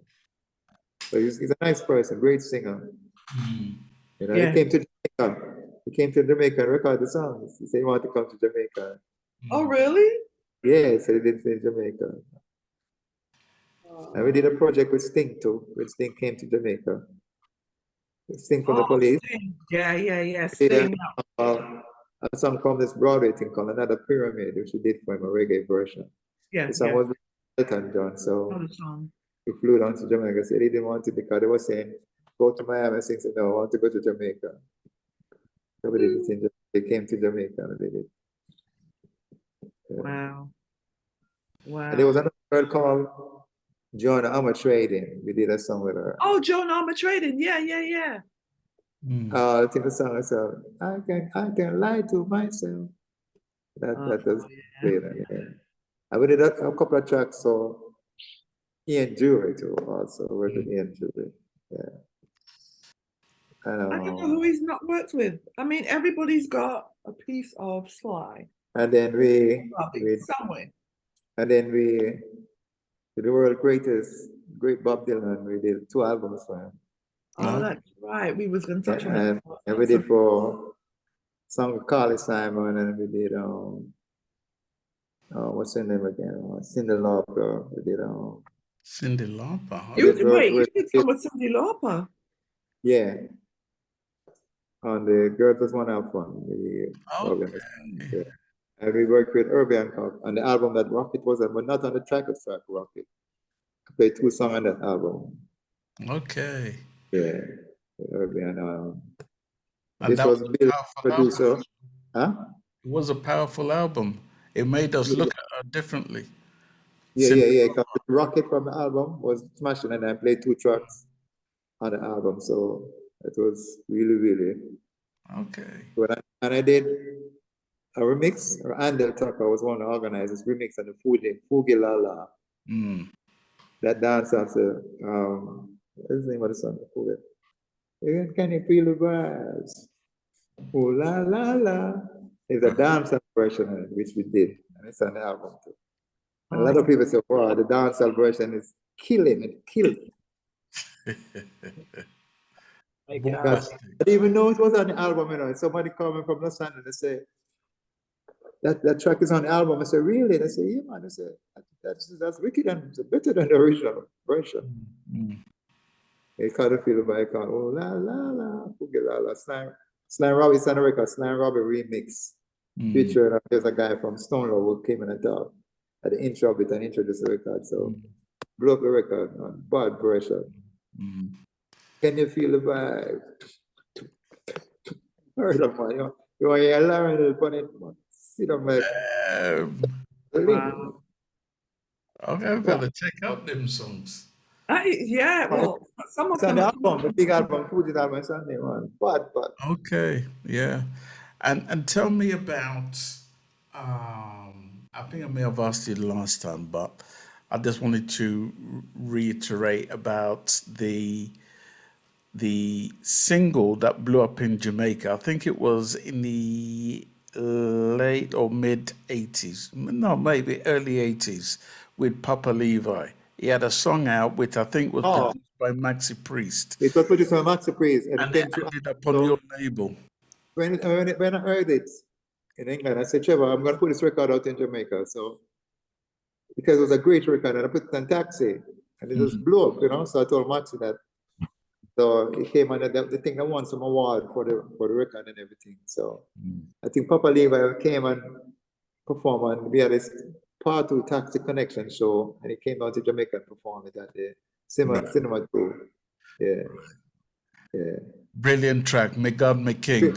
People murder, man. Anytime you hear that track, man, it light you up, man. So did you replay the instruments? No, nothing. Just same way. I couldn't not to change that track. That track is perfect. You know, when you hear a perfect track, right? You don't try to put your name on it just like that and doing it over. I'm with you. I'm with you. Yeah, and you know, Maxi Priest did a brilliant job with that particular song. You know, I think it hit 8 weeks in Jamaica. The first time a UK artist really blew up in Jamaica in that kind of way. I don't think nobody has ever done it since. No. Because even I think Maxi Priest Wild World was recorded in Jamaica, you know. Say that again. The Wild World was recorded in Jamaica. Right. Yeah, it was cut in Jamaica, Right. No, baby, it's a yeah. Oh, yeah. Brilliant. Sharon. So listen, one of the biggest, I guess you could say, dancehall hits has always been that Taxi. Is it the Taxi rhythm? I know you got Taxi records, but that rhythm. Beanie Man was on it. Murder She A Wrote? bunch of people. Huh? Murder She Wrote? No, it's the Foundation. No. Selassie I Send Them. Selassie I Send Them. Yeah, that rhythm. Yeah. Yeah. That's about that rhythm. That song that came from. I think it's a foreign song that was recorded by the Skatalites, right? And we grew up listening to the Skatalites, and I know bang dang dang dang dang. Yeah. I think it's Bill Black combo did the original one, and Skatalites did a version. Right. But I always love the Skatalites when it comes to this song and very. So one Sunday like today, I was talking to Ansel Collins on the phone, and we were talking about. He was the one who really took me to the studio a 14-year-old to play on a record. So he's like my godfather. Ansel, yeah, They Ansel. always call my man, was chat about. So say, Ansel could do the song, Bateman Shuffle. Just always call it Bateman Shuffle. And he said, really? I say, yeah, man. And I say, I have everything in my head how it could sound like. I said, what do you mean everything? I said, I can see the record clearly right now. I said, really?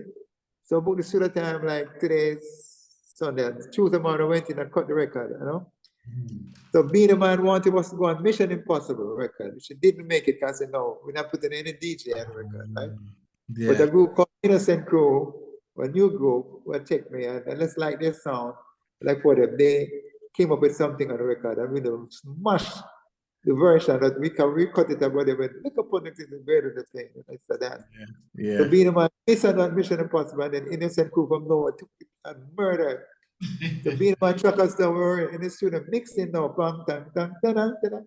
Beenie Man riding on a bike, I said, now leave, so I'm saying, give me a mic, the mic, then I'm going and I'm trying something and the body said, no, body leave him alone, because, when I start on that Beenie Man walk, you have to listen, Him come back out, I never like what I'm doing, and listen, I'm saying, I go back in there again, and I'm saying, run the mic, run it. And so I'm up the mic and I'm saying, and that's the last year I sent them, would be the breed, and I went with the beast, and I listened and said, wait there. And when we reached the part where we were wondering, Papa, what he was going to do there? When it changed, because we were all for him to talk and that. He was die, die, die. And the song go on and come up and does the same thing. I'm saying, this brother is amazing. Because easy, I know him for the first time, and I said, there was a rehearsal, One take. I said, wicked, and I just walk out and go on the bike and dance. Latest night. Oh, that was it? What was it? Head top business? Eh? Head top business, freestyle? Yeah. I didn't drive on there. It's right down? It came out that we sent a record to BP because I think he had an album coming out. And a friend by the name of my name, got up another producer, was, in the summertime, they have a lot of systems string up in America playing Jamaican music. And he said, he heard the song playing. I said, this must be done by Sly. Nobody else can do this record. Him come and say, this Sly will be the man. I say, yes. Him say, I'm going to tell them man like, if you want someone again, but tell them, say, Sly did that, and to this day, Beenie Man is the only man on that record, Yeah, oh, wow. That's his hallmarks, and there's nobody on the radio anywhere. If not for words, I'm gonna jump on him with it. He is the only man on the radio. After that, I saw him the other day riding in the street with bike. I'm saying, come take it, because we realize they need some stuff, I'm saying, yeah, man. I say, see, when you make sure I'm alone go on the radio, but I say, I'm true, can't nobody else in the radio. I feel strong when nobody else on the radio. I say, yeah, man, I'm so make it hard, man. And your rhythm called the hot wax rhythm. Yes, so Bulby. Right. That was responsible for that iconic feud between Bounty and Beanie. Got a two of them went toe to toe on that boy. Yeah. That's Fat Eyes record. I did that for them. Yeah. Okay. Yeah, I think me alone playing it. Me alone to sit there and do everything. Right. Yeah. It was you alone that did it. Yeah. Oh, yes. Let me just play a few. There you go. That is iconic. And here's this one. It's called Dengue Fever, right? Hold on. Christmas cereal, need a Xmas material, so can't stand. Sing along, Christmas come but only once a year. So this year enough, find some other here. Pull up your socks and steer your career. Cause this year Beenie Man don't clear in a fear. Last year me up, but this year me up top. Just like a dragon me come for spit fire. But in for this one you are coming like butter. Clever present, pull it up again, pull it up again, pull it up again. If I play that, well, I'm gonna go crazy in my studio, right? You see that, man? I used to come to London a lot, Yeah. Because Erskine Thompson is manager, so I'm already doing the Masterpiece project. I've been in London for maybe no less than a month sometime, right? Yeah. So I used to go by the store and buy all the CD, the sample sound. So I would listen to Jamaican music and I figured, so we need a change, just like what is happening. I said, we just need something else. I'm hearing this in my head. So I came back So when I'm doing Bulby thing, Bulby say, I don't want anybody, but me alone, I just play what I feel. So I just start working with these loops and things, you know, and that was part of the guitar that came out. Everybody would wonder, who's playing all them guitar thing? But this is me doing it from the machine, the drum machine. And this is where all this sound came out and burst out, and the whole music just changed like that, because nobody has had that sound but me. Yeah. Yeah, the same thing with when I played for Richard Steve on this song called Maniac for Richard Steve. When we came, I was working on something else after some time if I could play a drum track, I put the drum track in. When Lenky Mars and heard the drum track, he says that when I heard the drum track, I just think of this sound. And so when I was supposed in the studio the day when they were mixing it, I said, who played this keyboard? And so Lenky, I said, I'll call him right now and call him and some boy, I said, the wickedest thing over here, the frequency. This is the next one for dancehall. If we don't go this way, dancehall not gonna. And that was a big hit for Richard Steve. But we have lost some track of the sound, you know, I think, because I don't know what happened, but something went wrong. I don't know. We're trying to mend it up back and to find it. We are trying. Yes. I think we're gonna find a way to bring it back. But you see, what used to happen sometimes, like all these DJs would come around the studio and they would be Elephant Man and all these people, but you don't see these people around no more. Like you have to buck up on them on the street. So nobody's hungry no more. Them days are the days of hunger when everybody wants it, everybody wants the food, everybody wants pop, everybody has broken name go big over the world. So they have to do it no more, but they don't realize it's hurting them. And so they don't go back and do what they used to do to get AIDS. So they're not getting AIDS now. Yeah. But the person who used to make this, so them is still there making AIDS. So that's a problem. And the next one I did is the Benz and Bimmer Bounty Killer. Benz and Bimmer, that's another one. Benz and Bimmer. Got them out the Benz. Got them out the Bimmer. Yeah. But the gene of everything, which up to this day I can't believe it, all this murder she wrote came right through the pot. Tear the world apart. Yes. Talk up to the day. Up to the day. I said, I can't believe it. I said, no, it's impossible.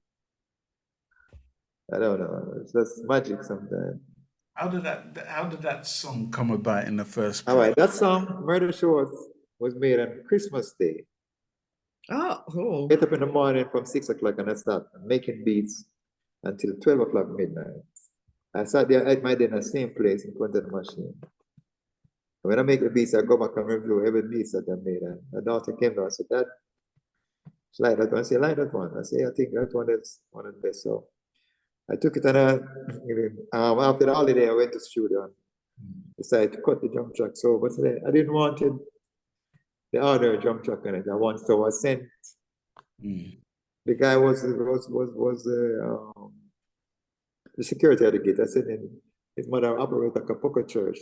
So I told him, go for the drum that can't come to me. Let me sample it. So he brought the low drum and got the snare. And I said, can take it back now, I'm finished. So I said, done with it? I said, yeah, man. So I take it back to her. So I put it in the track and I cut the track and Gitsy came. I said, Gitsy, this is what I'm working on. It's a fine. But before Gitsy done, there was a piano thing on the instrumental called Santa Barbara, which that's where the song started. It started an instrumental called dum dum dum dum dum dum dum dum dum dum dum dum. That was the original track, and then I said, let's run the guitar on one track right through, because I figured Shaka was my passion, and this probably might blow up. And so we ran the guitar down, right through the track. But the instrumental version where everything came from. So we cut everything at the same time. Shaka Venus came in one Friday, called myself on the track, and he did 5 minutes, 10 minutes, and 5 minutes. I said, let's just say, sure, everything else. Everything is fine. I said, plans, bam, bam. I said, yes. I said, let's sing it. And I opened the track and I start singing. I said, that's it, okay. I said, sure. I said, yeah, man, everything okay. Just, all 3 songs came out at the same time. We just cut it, and it came out, and the rest is it. But I was thinking of Mentor. Okay. And you know that dance that they do when they hold on to the post, and they go around this post and they hold on to the hip. So I'm looking at the girl dancing, and I be tick, tick, tick, tick, tick, tick, tick, tick, how she was moving. So that tick, tick, tick, tick, is what she was doing about the post, because she won't have to tick it, so it's going like that. So I said, they must can play that music, tick that rhythm, tick. Right. So I didn't use the hi-hat in it or anything like that. I mixed it myself. I record everything, record vocals, everything. And I think a 12-track studio. And that was the birth of Murder, She Wrote. My God, and still to this day, day. So my friend sometimes To this day. Sly. I just come from a club last night. Yeah. And all the is Murder. And when they play Murder, She Wrote, that dance floor is full. When you drop it, people just rush to the dance floor. That's it. I'm saying, wait though. And then I went to South Africa and we were doing sound check, so we were just jamming it, you know? And people just start, and the people got getting mad. But Linky had told me that he was in Africa with Shaggy doing a tour. Everywhere they go, there's Murder, She Wrote. Everywhere. But you see, I always think of Africa as the groove station. Yeah. Because African was singing to drums, just drums and vocal, and it was grooving. And I look at the people and say, how can we go back to that system with just vocal and drum with nothing else? Because these are the original instrumentation that was there from the beginning. Okay. So I always take that sound, when I'm making beat, I always look at Africa. To make a drum track that can be a standalone unit by itself, people could dance to the drum track. And if vocal could go to it, it could be a winner, but you wouldn't need a lot of instrumentation on top of that drum track. Because even when it took a Mission Impossible, they would take it and turn it into like a this kind of African influence, like the shakers and the bongo drum playing. When they would just make it the original Western, we like, we never use any hi-hat in it and everything. So when I see the Afrobeat breaking and people start worrying, I say, I know what's happening because I told them long time, saying, they're gonna take it and run because it's working. I see where the beat was coming from Africa really originally. That's all. So they're gonna really research it with the modern technology. And it's gonna run. That's why I talk, it's gonna run. Because they say it's have to go back to Africa. That's where everything created beat. That's where the grooves coming from. It's have to go back there because I said to them, all I ever play on drum track is looking at Africa and Africa. I have to play that kind. Nobody have that rhythm like Africa. Right. And nobody have that dance like Africa. Yeah. True. It's true. You're right. So I have to look at that, try to look at it, and try to take it and carry it to the Western world slightly. But you have to put that, say, this is a reference, Africa. And even when I was playing, if there's a song called, it's a festival song we played on, even in Jamaica, MPLA, if you listen to the drum beat is what make people dance. I need a biggie boots and a barefoot pants. If you listen to that track, if you listen and break it down, you could hear that African riff in the music. And I will play the track. Jojo said to me, say, we have to win this festival, Sly. I said, yeah, man. And when I went inside the show, I said, wow, yeah, man, I hear it. And one way I have to play this record. And then a guy see me one day and he said, you know, I want to ask you something. I said, what? He said, oh, you did come for that jump pattern. I said, boy, the producer the same for win. I said, okay. And this radio guy says it's the wickedest festival song ever in the history. There's no other song that played that thing. I said, I'm thinking of Africa. This is joy. So let's make it happy. And I never knew that record did so good in England. Somebody said, Sly, that record tear England apart. But this is the same, as I say, the beat. That bass line and the drums. If you check it, that's Africa. Yeah. Yeah. Same thing. But because but I'm playing double tempo, which work if they're singing at 6 to 9, I'm doubling 6 to 9. And if you take away whatever they're playing, so when you get they're playing out to the rhythm. Yeah. That's it. It's Africa. Right. But nobody, but I know I was doing so when I played, I know exactly. I say I'm gonna nail it, and I said this is how it's gonna work, and it worked. And to this day, they don't understand what I was doing. how to fit that thing, but it's Africa. Wow. Yeah. The foundation. That's really what it is. That drum So and it that was inevitable. The sound had to go back to Africa. had to. After the bus, there's no way to look around for anything. Yeah, yeah, yeah. And I'm happy for them to be honest, because they've come a long way, especially where the music is, you know, Yeah, they've been held on for a long while, getting into the mainstream market. Yeah, one or two songs came out like Manu de Bango with Mama Poo, Mama Mama, Mama Makusa. Manu de Bango. That great rise, you know? That's right. And Mira Makiba was always knocking on the door, but never get that Yeah. respect into going into chart and things like that, you know? Right. But it really has come along where people start researching and it keep on coming out. So the African they have not really unleashed the group of Africa yet, you know. Yeah. They just woman top of the pot and the steam was coming out, little steam coming out. You understand?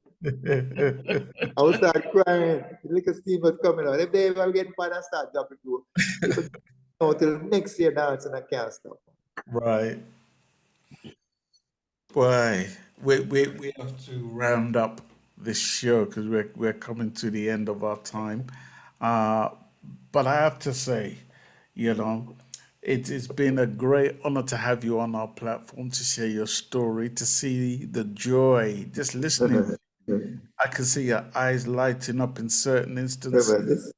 You know, It's very good because I did say something before, right? We have to pass this message and people have to see who are involved in creating something to see the expression and to explain why it was created and how it was played. Because I think sometimes in Jamaican music we're lost for the creativeness of what took place. There's no information. And like if you look at the history of American record, they always can go back like Motown. Yeah. And then the whole where the camera flew and Smokey Robinson singing, explaining. I learned something. So for what you're doing is very good because I could sit and explain why this song, how the song got together, the reason why the song was called, and explain the beat and show the breakdown of everything, which a lot of people don't, that a musician in Jamaica don't even understand that I was doing up to this day. Right. Wow. Because I've never sat down with somebody and break down the beat, exactly what I'm playing, like I'm telling you, the fast and slow and straight. This is African, this is what African is playing. It's the same thing. Yeah. They call Afrobeat, but so that I'm telling you, the Afrobeat was there from a long time. Wow. I didn't just make that beat up. It was there right. I grew up listening to hearing that song. So yeah, I never created it all from nowhere. I took idea, listening to this thing, and just played. You know, so I just said the only thing I played it on that record, but I mean the bad part was playing it, but I heard it in African music all the time. Yeah. Well, so you know what it is? Let me say this real quick. You are an instrument. How you hear things, how you see things in music, you are that instrument. You're in tune to the vibration of a drum beat, a musical note. That's what makes you who you are, while you can tap into somebody else. Just watch them and be like, and play something off of that. Yeah, this is for me because we're in a country like Jamaica, we're small. You try to let our music go to the world to see this is what we're doing. I wonder if you like it. So listen to what is happening out there internationally. Take everything and bring it down to streamline with your thing. I say, I wonder if this can work. But I always tell people, say, sound make music, music don't make sound. Right. So if you get the right sound and everything to put together to make it be appealing to people, so when they hear it, they can say, but there's a problem. This problem in Jamaican music today is we're not listening a lot and we're not working together like once. Everybody wants to be separate. And don't care how good I am. I like to work with people because things come out from people. That's just suggesting things and then it come together. But everybody think they are by themselves, they can't do by themselves, they don't need nobody. And they're wrong. You know, one hand cannot clap. See? Hand clap, two hand clap. What's it right there? Okay, Yeah, so they're losing it now, but everybody think they are the person, they know everything. Yeah. It might look like you have it, you know, but you might get a chance to do it once. You cannot do it again because when you come back to do it once, 3, 4 times, you have to be somebody who's looking into the thing. Come 4 times, and you don't just happen like look 4 times down the road. You know, so we have a big problem. It can be addressed, you know, but is that you have to get, if it's an artist thing or it's going to be an instrumental thing, you have to work it out. Oh, it has to be, and it can be worked out because, again, case in point, or operative words, I should say, they're not listening. People not listening. But this song I feel about the freedom, it's really an instrumental song, you know. They're singing this hook about freedom that comes in a bar and goes back to the instrumental.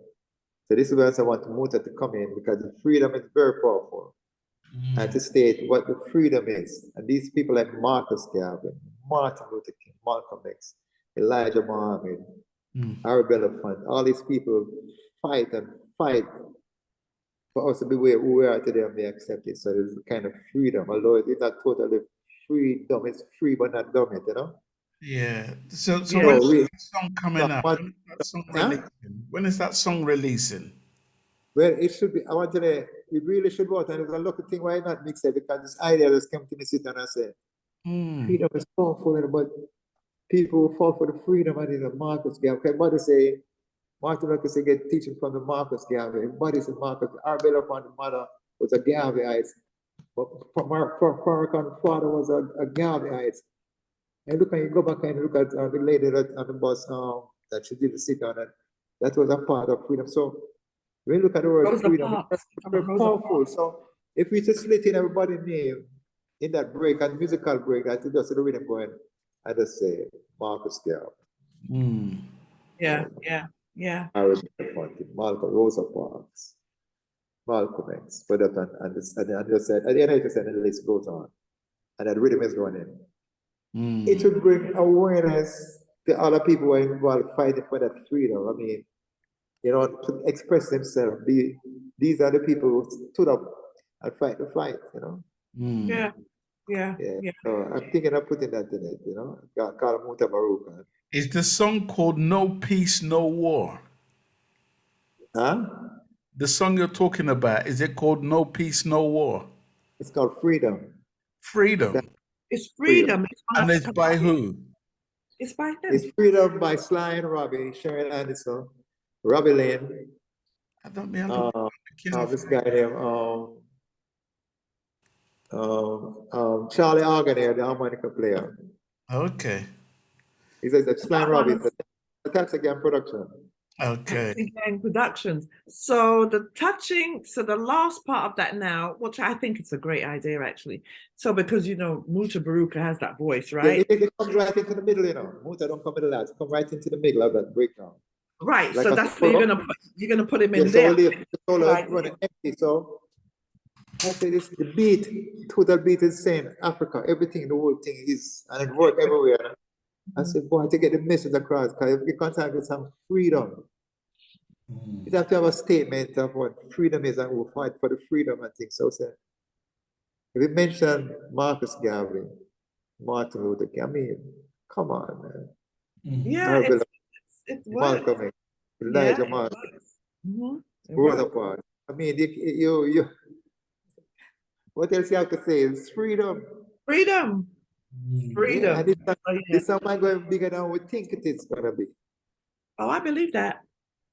We're going to listen to the implementation of the instrumental and the harmonica player. And is that sometimes I say it's not me doing the work, and I feel it's a little man around the corner. It's not me, because sometimes I think of things, but you know, it's just this thing like you get some time that you sit down making music and all this inspiration just come to you and you wonder where it come from. But it's a time when you feel, it's like you feel, you know, when you're feeling hungry. Yeah. Go to the restaurant and get some food. The same thing with music. This creative mood come and you feel that it's calling. Somebody's calling you to come. Turn up the mic and just do something. Don't do anything you want to do. And when you finish that day and started, you can feel why you started it. That it's the elements, everything start fitting and you wonder. Right. This is my never thought of this. I don't know why. And this idea that this song called Freedom was developed for freedom. From I was a kid, from I say, I think the song came out like 19, that I sampled came out from 1960. 60 something, early 64 or something like that. 60. at 62. But as a kid, I used to listen when Jamaica got independence. I remember when Scatterlights played, and this song has been on my head from ever since. I think one of the best instrumental that I've ever made. And I can't get it out of my head. It has been there from ever since. And I just get a chance to go to it today to make this in this time to we kind of recover it back and play it in modern time. So that was the basis. So that song, was that the basis of freedom? Is that what it is? That's what you're saying? That song from back then? It was, because it was dealing with Africa. Yeah. This song. Yeah. Yeah. So when I didn't tell Sharon what to sing about freedom, she came in and I said to her, dancing cause you're free. And then I said, turn it up in the background. Turn it up. And she said, wow, that's wicked. Turn it up. So that turn it up is when she's singing, turn it up. And the way the groove of the rhythm and everything, and she, you know, in her voice, when she swing to the rhythm, you can hear it just not stiff, it just grooving to whatever is there, you know. As I said, something I have to do by then. When she leave that break, I said, turn it up, and then move out for it. Wow. Martin Luther King. It's gonna kill people. I mean, people say, oh my God, and then after that, then Sharon come again and say, free, dancing cause we're free. And after she comes in, I finish the xylophone player come and start taking the solo. And I'm xylophone. And the frequency of the record is just amazing. I cannot wait. Cannot wait. Huh? I said, I cannot wait. There, try to come up with a melody and I stop and I said, that's it, you know, and say, yeah, man. I said, I'm working on it. And it just, well, I don't know. Sometimes I cry when you do something like this because it's behind your control. When it come together, yeah. And you sit down, why? Yeah. Come together, why? It's like this, and you wonder. You start to check yourself and say, oh, it came along. I mean, but there's so many other great musicians in Jamaica, great people. But why I think of this idea? Why I come with that idea? Because I'm always looking at the people to be happy musically, using the music to make people happy. And to forget the troubles, you know, because that's what it does to me when I was a kid. You were not rich, but when you pass by Tubbs and Flowers playing a record, you stop there and play a next wicked record, and by the time you reach home, your belly is full and not hungry no more. Yeah. You know, music just, so I'm looking back at the same thing and say, how can I make people happy? People hear the right thing, you just make them smile, make them happy. But the whole groove of the rhythm or the whole thing. And this is a song that this Catalysts were playing, this Afrobeat thing. This was done from 1962. They were doing that. Yeah. And nobody go back and check what they were doing. I said, see, not listening. Yeah. I check what they were playing. Yeah, yeah, yeah. But when you hear the record, you're going to know it's it, man. It's the way it starts. Really. I'm not trying to I don't want to overproduce, I'm not overproducing record. It's done already, you know. But I just sat there and I'm listening to it. And the middle part, I said, something should happen in the middle part. I mean, it's nice, but when I look at it, I say, freedom. I say, wow, Marcus Garvey, Martin Luther King, Harry Belafonte, Malcolm X, Rosa Parks. Oh man, this would bring tears to people, I know. And the way the track is coming, the children start saying, because we're free. Freedom. Here we go. Ooh, yeah. Turn it up. Yeah, that one. And it's a happy mood, and I said, no, people, it's like the song is saying that we are free, let's go have fun. Yeah. But it's really an instrumental, but I started from a long time I started putting vocals with instrument, because sometimes a lot of people don't get into instruments to put in like things like, even at Ernest Wilson song, there's an instrumental version called a Use. You know the version that I made? It's an album for Virgin called a Use. It's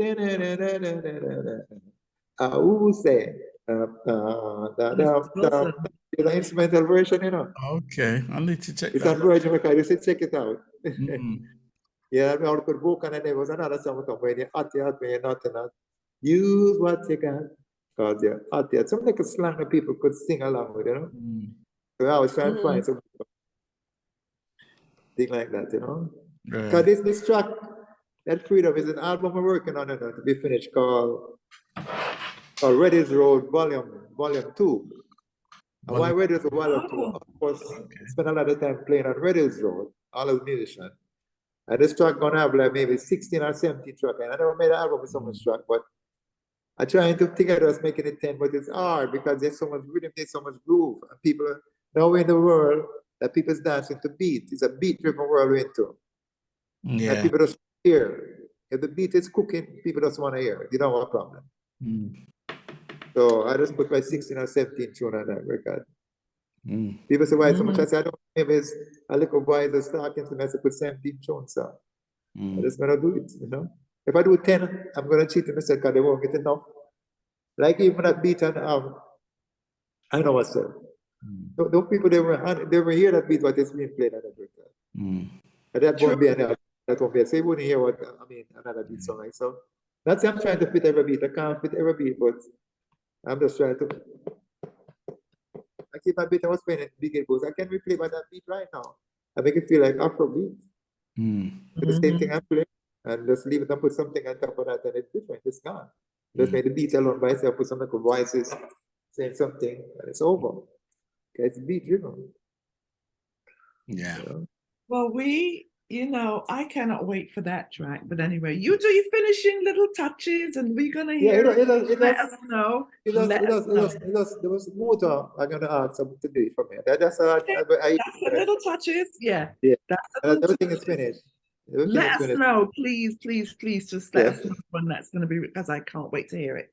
We're gonna round up the show because I'm telling you, we can talk to you days. There is so much history, and today was a lot of teachable moments. Things I believe a lot of songs that a lot of people probably don't know. So today, this is time stamped. You heard it from the horse's mouth. He was on this track, that track, blah blah blah. So now we know. But it has been an honor once again, Mr.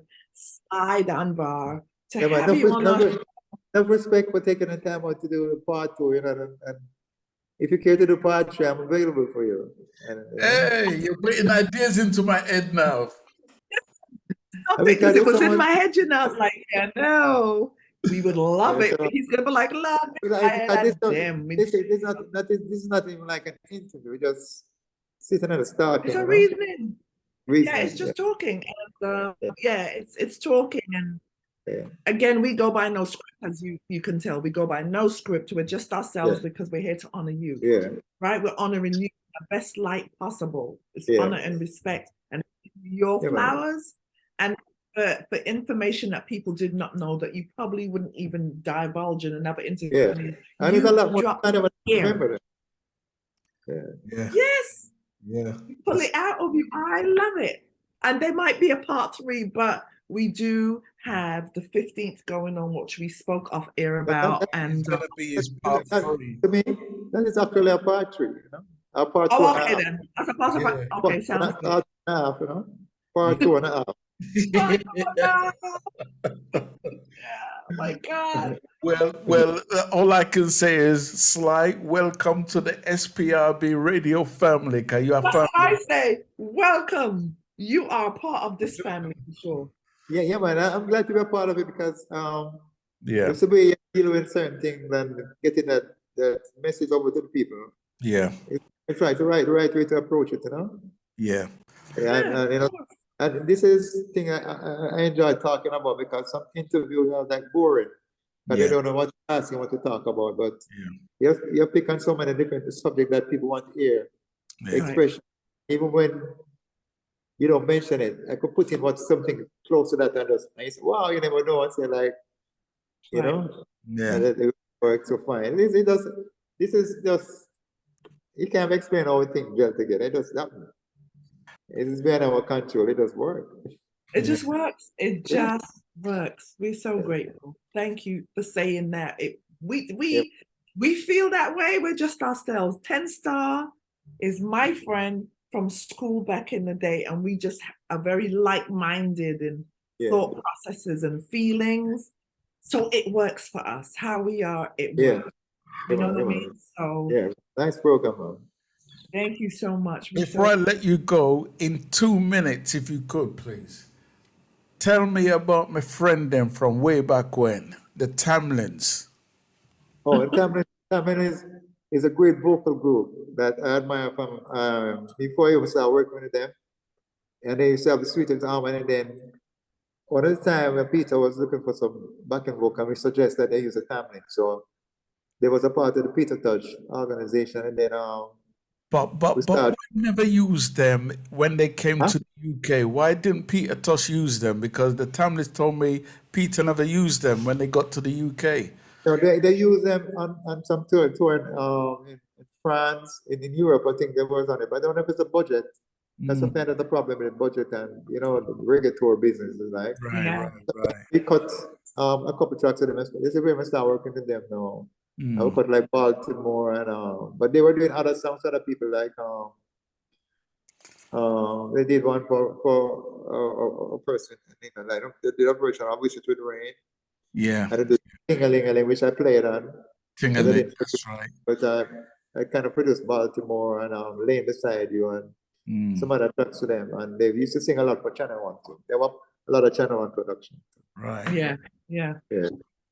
Well, thank you for that. I could go on and on because I have so much to say. But yeah, I think you're gonna have to do a 3 and 4, a part 3 and 4. I'm cool. I'm ready for that. I'm ready for that. Yeah, cool. yeah. I'm down with it. Yeah. So there's a whole Yeah, we're gonna. Yeah, we probably will. Yeah. But I tell you what, Sharon, let's go into one question for each member who is here. If they want to ask Sly any questions, let's do that. We got 5 minutes to do it and get out of there. All right. Yeah, honestly, like Ten Star just said, if there's anybody who wants to ask one question, please unmute now. How can you say one question? One question. You can't just say to you go up to Sly Dunbar one question. No. Anyway, greetings everybody. I'm not going to ask. I'm just going to say what I'm going to say. I'm going to say it quickly. Mr. Sly Dunbar, many respects, my brother. Many respects to you. Yeah, thank you very much, man. Thank you so much. I can't call you. Sorry, 10-star, but I've got to say this. Sly Dunbar is a 20-star general, brother. 20. Oh man! Because I'm gonna say, my first track, and Sharon mentioned it earlier on, that I bought was Taxi Unlimited, and to this day, I still got it on 12-inch in my loft. I still got it on the Taxi label in my loft, and what I'm going to say is, it's been a pleasure listening to your story. I can't wait for the book to come out because I've been first in line to buy that book. Yeah, definitely. Yeah, man, definitely. It's been a pleasure listening to you. And just quickly, briefly, what you just said about earlier on about Gwen Guthrie. I play a lot of functions and weddings and corporate and functions like that.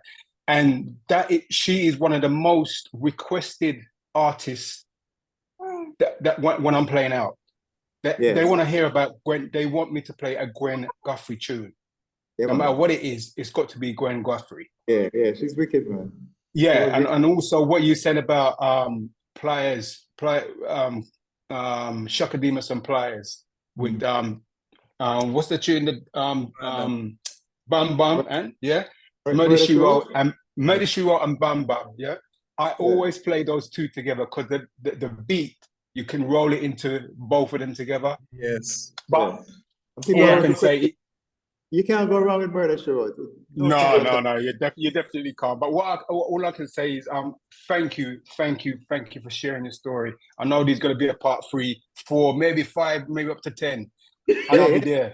Maybe up to 10, but yeah, man. I mean, I grew up listening to you. I'm an old man now, but I'm not saying that you are. But I just can't.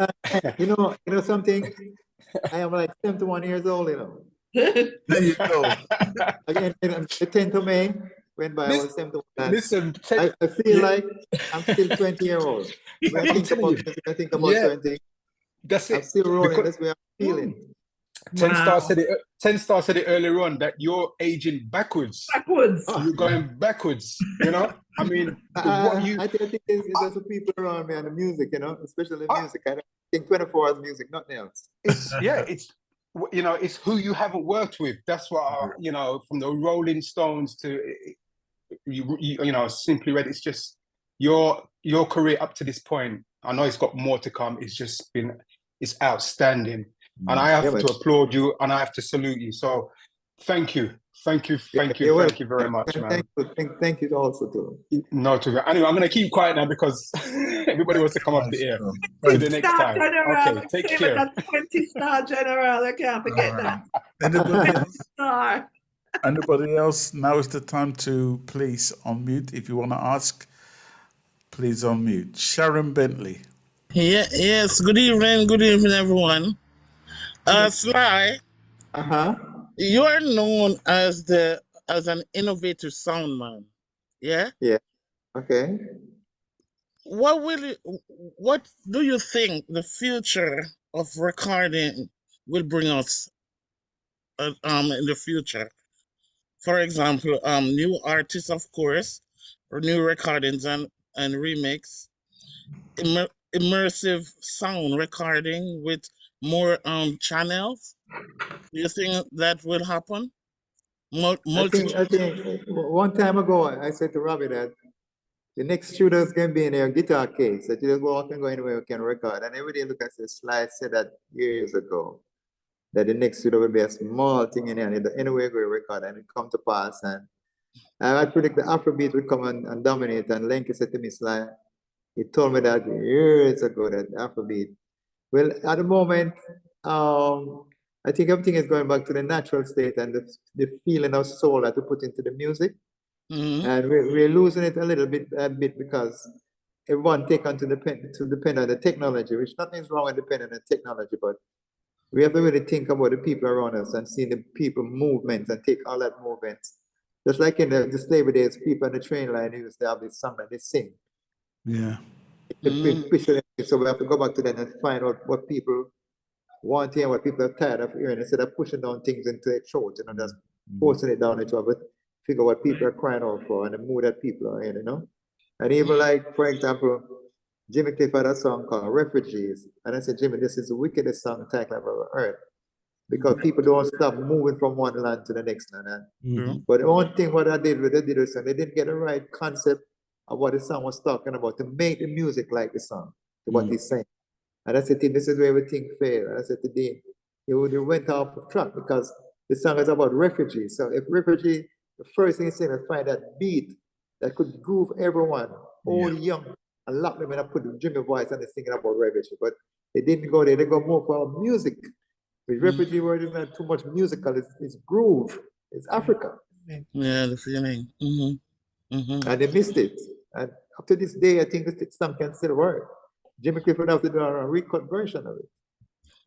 And this is so funny because I was just about to ask, what would it be to record a whole album new with into a new style? What's that? An album? Like a whole album, already released album, because there's so if it would change anything. Well, what you could record it into new style.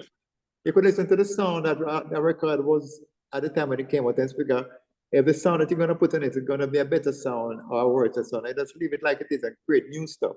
So you could use those ideas as reference to go and cut new stuff, but some of these things you can't even touch it. In other words, I could never trouble Murder She Wrote the way it is and try to do it better. No, there is nothing to compete. There's no competition there. No. Yeah, I was just thinking about Bob Marley or this album that they did over. Legend album.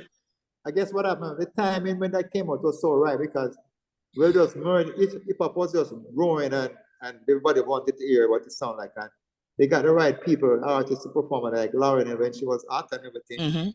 So it really come alive at that time. Maybe if it didn't know, it wouldn't mean nothing to know. Yeah, true.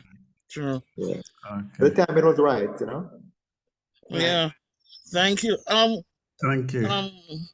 What's his name again? Joe Cocker. Yeah.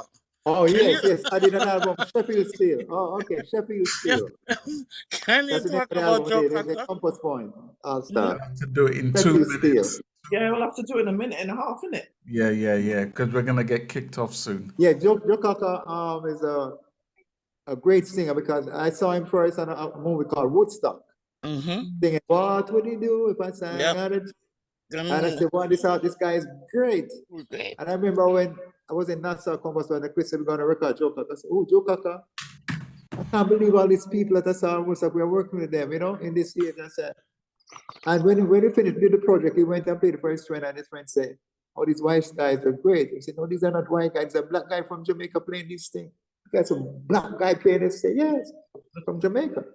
The guy couldn't believe when Joe Cocker was playing the song and I said, this is a black guy playing. Yeah. You know, so I look at that statement and say, wow, you see? Because they think about we're white. A lot of people sometimes Jamaica think produce good products. A lot of people sometimes, I remember when we were doing Top of the Pops in England, right?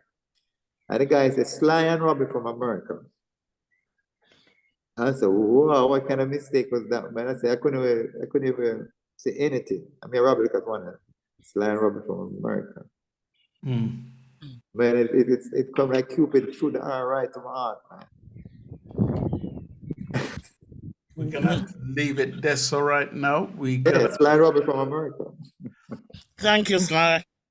You're welcome, man. So much. I enjoyed so much, man. Thank you. It come like we're just talking for 15 minutes, you know? Right. I tell you what, we're being pressured because it would just cut us straight out, you know. So yeah, it's okay. I understand. I think with Sly we have to book like 4 or 5 hours. You know what I mean? Because it's done just at the click of a finger. But Sherry, Beverly, we have to get out of here. I can't. Yeah, man. I want to thank everyone for taking the time out and a busy schedule to do this interview with me, you know, because I really appreciate it. Because you didn't have to do it, but you did, you know. Yeah. Sharon with our daughter in the middle, in the mix also, and everybody. I want to thank you so much for recognizing the work that myself and Robbie has done. And I've been doing this from 14 years old, and like when I was a kid, playing a night doctor first song and double bar the second song before I reached 15-year-old. So England has been good to me as a kid. You know, the first #1 song, international, millions that I played at age 15, when I'm 15. So I want to say thanks to you all for still remembering what I have done and still celebrating it with me today, forever and forever. I want to thank you. All right. Thank you, Sly. Look out for Sharon Mango's call about the next man, one on the 15th. I could send it to email and whatever, you know. Yeah. Thank you so much. You're welcome. We're out of here. Bye. And enjoy the rest of the evening. All right? You too. Bye-bye. Bye. Bye. If you enjoy the content we provide on this YouTube channel, then why not help us by subscribing to SPRB Radio Podcast? Thank you in advance.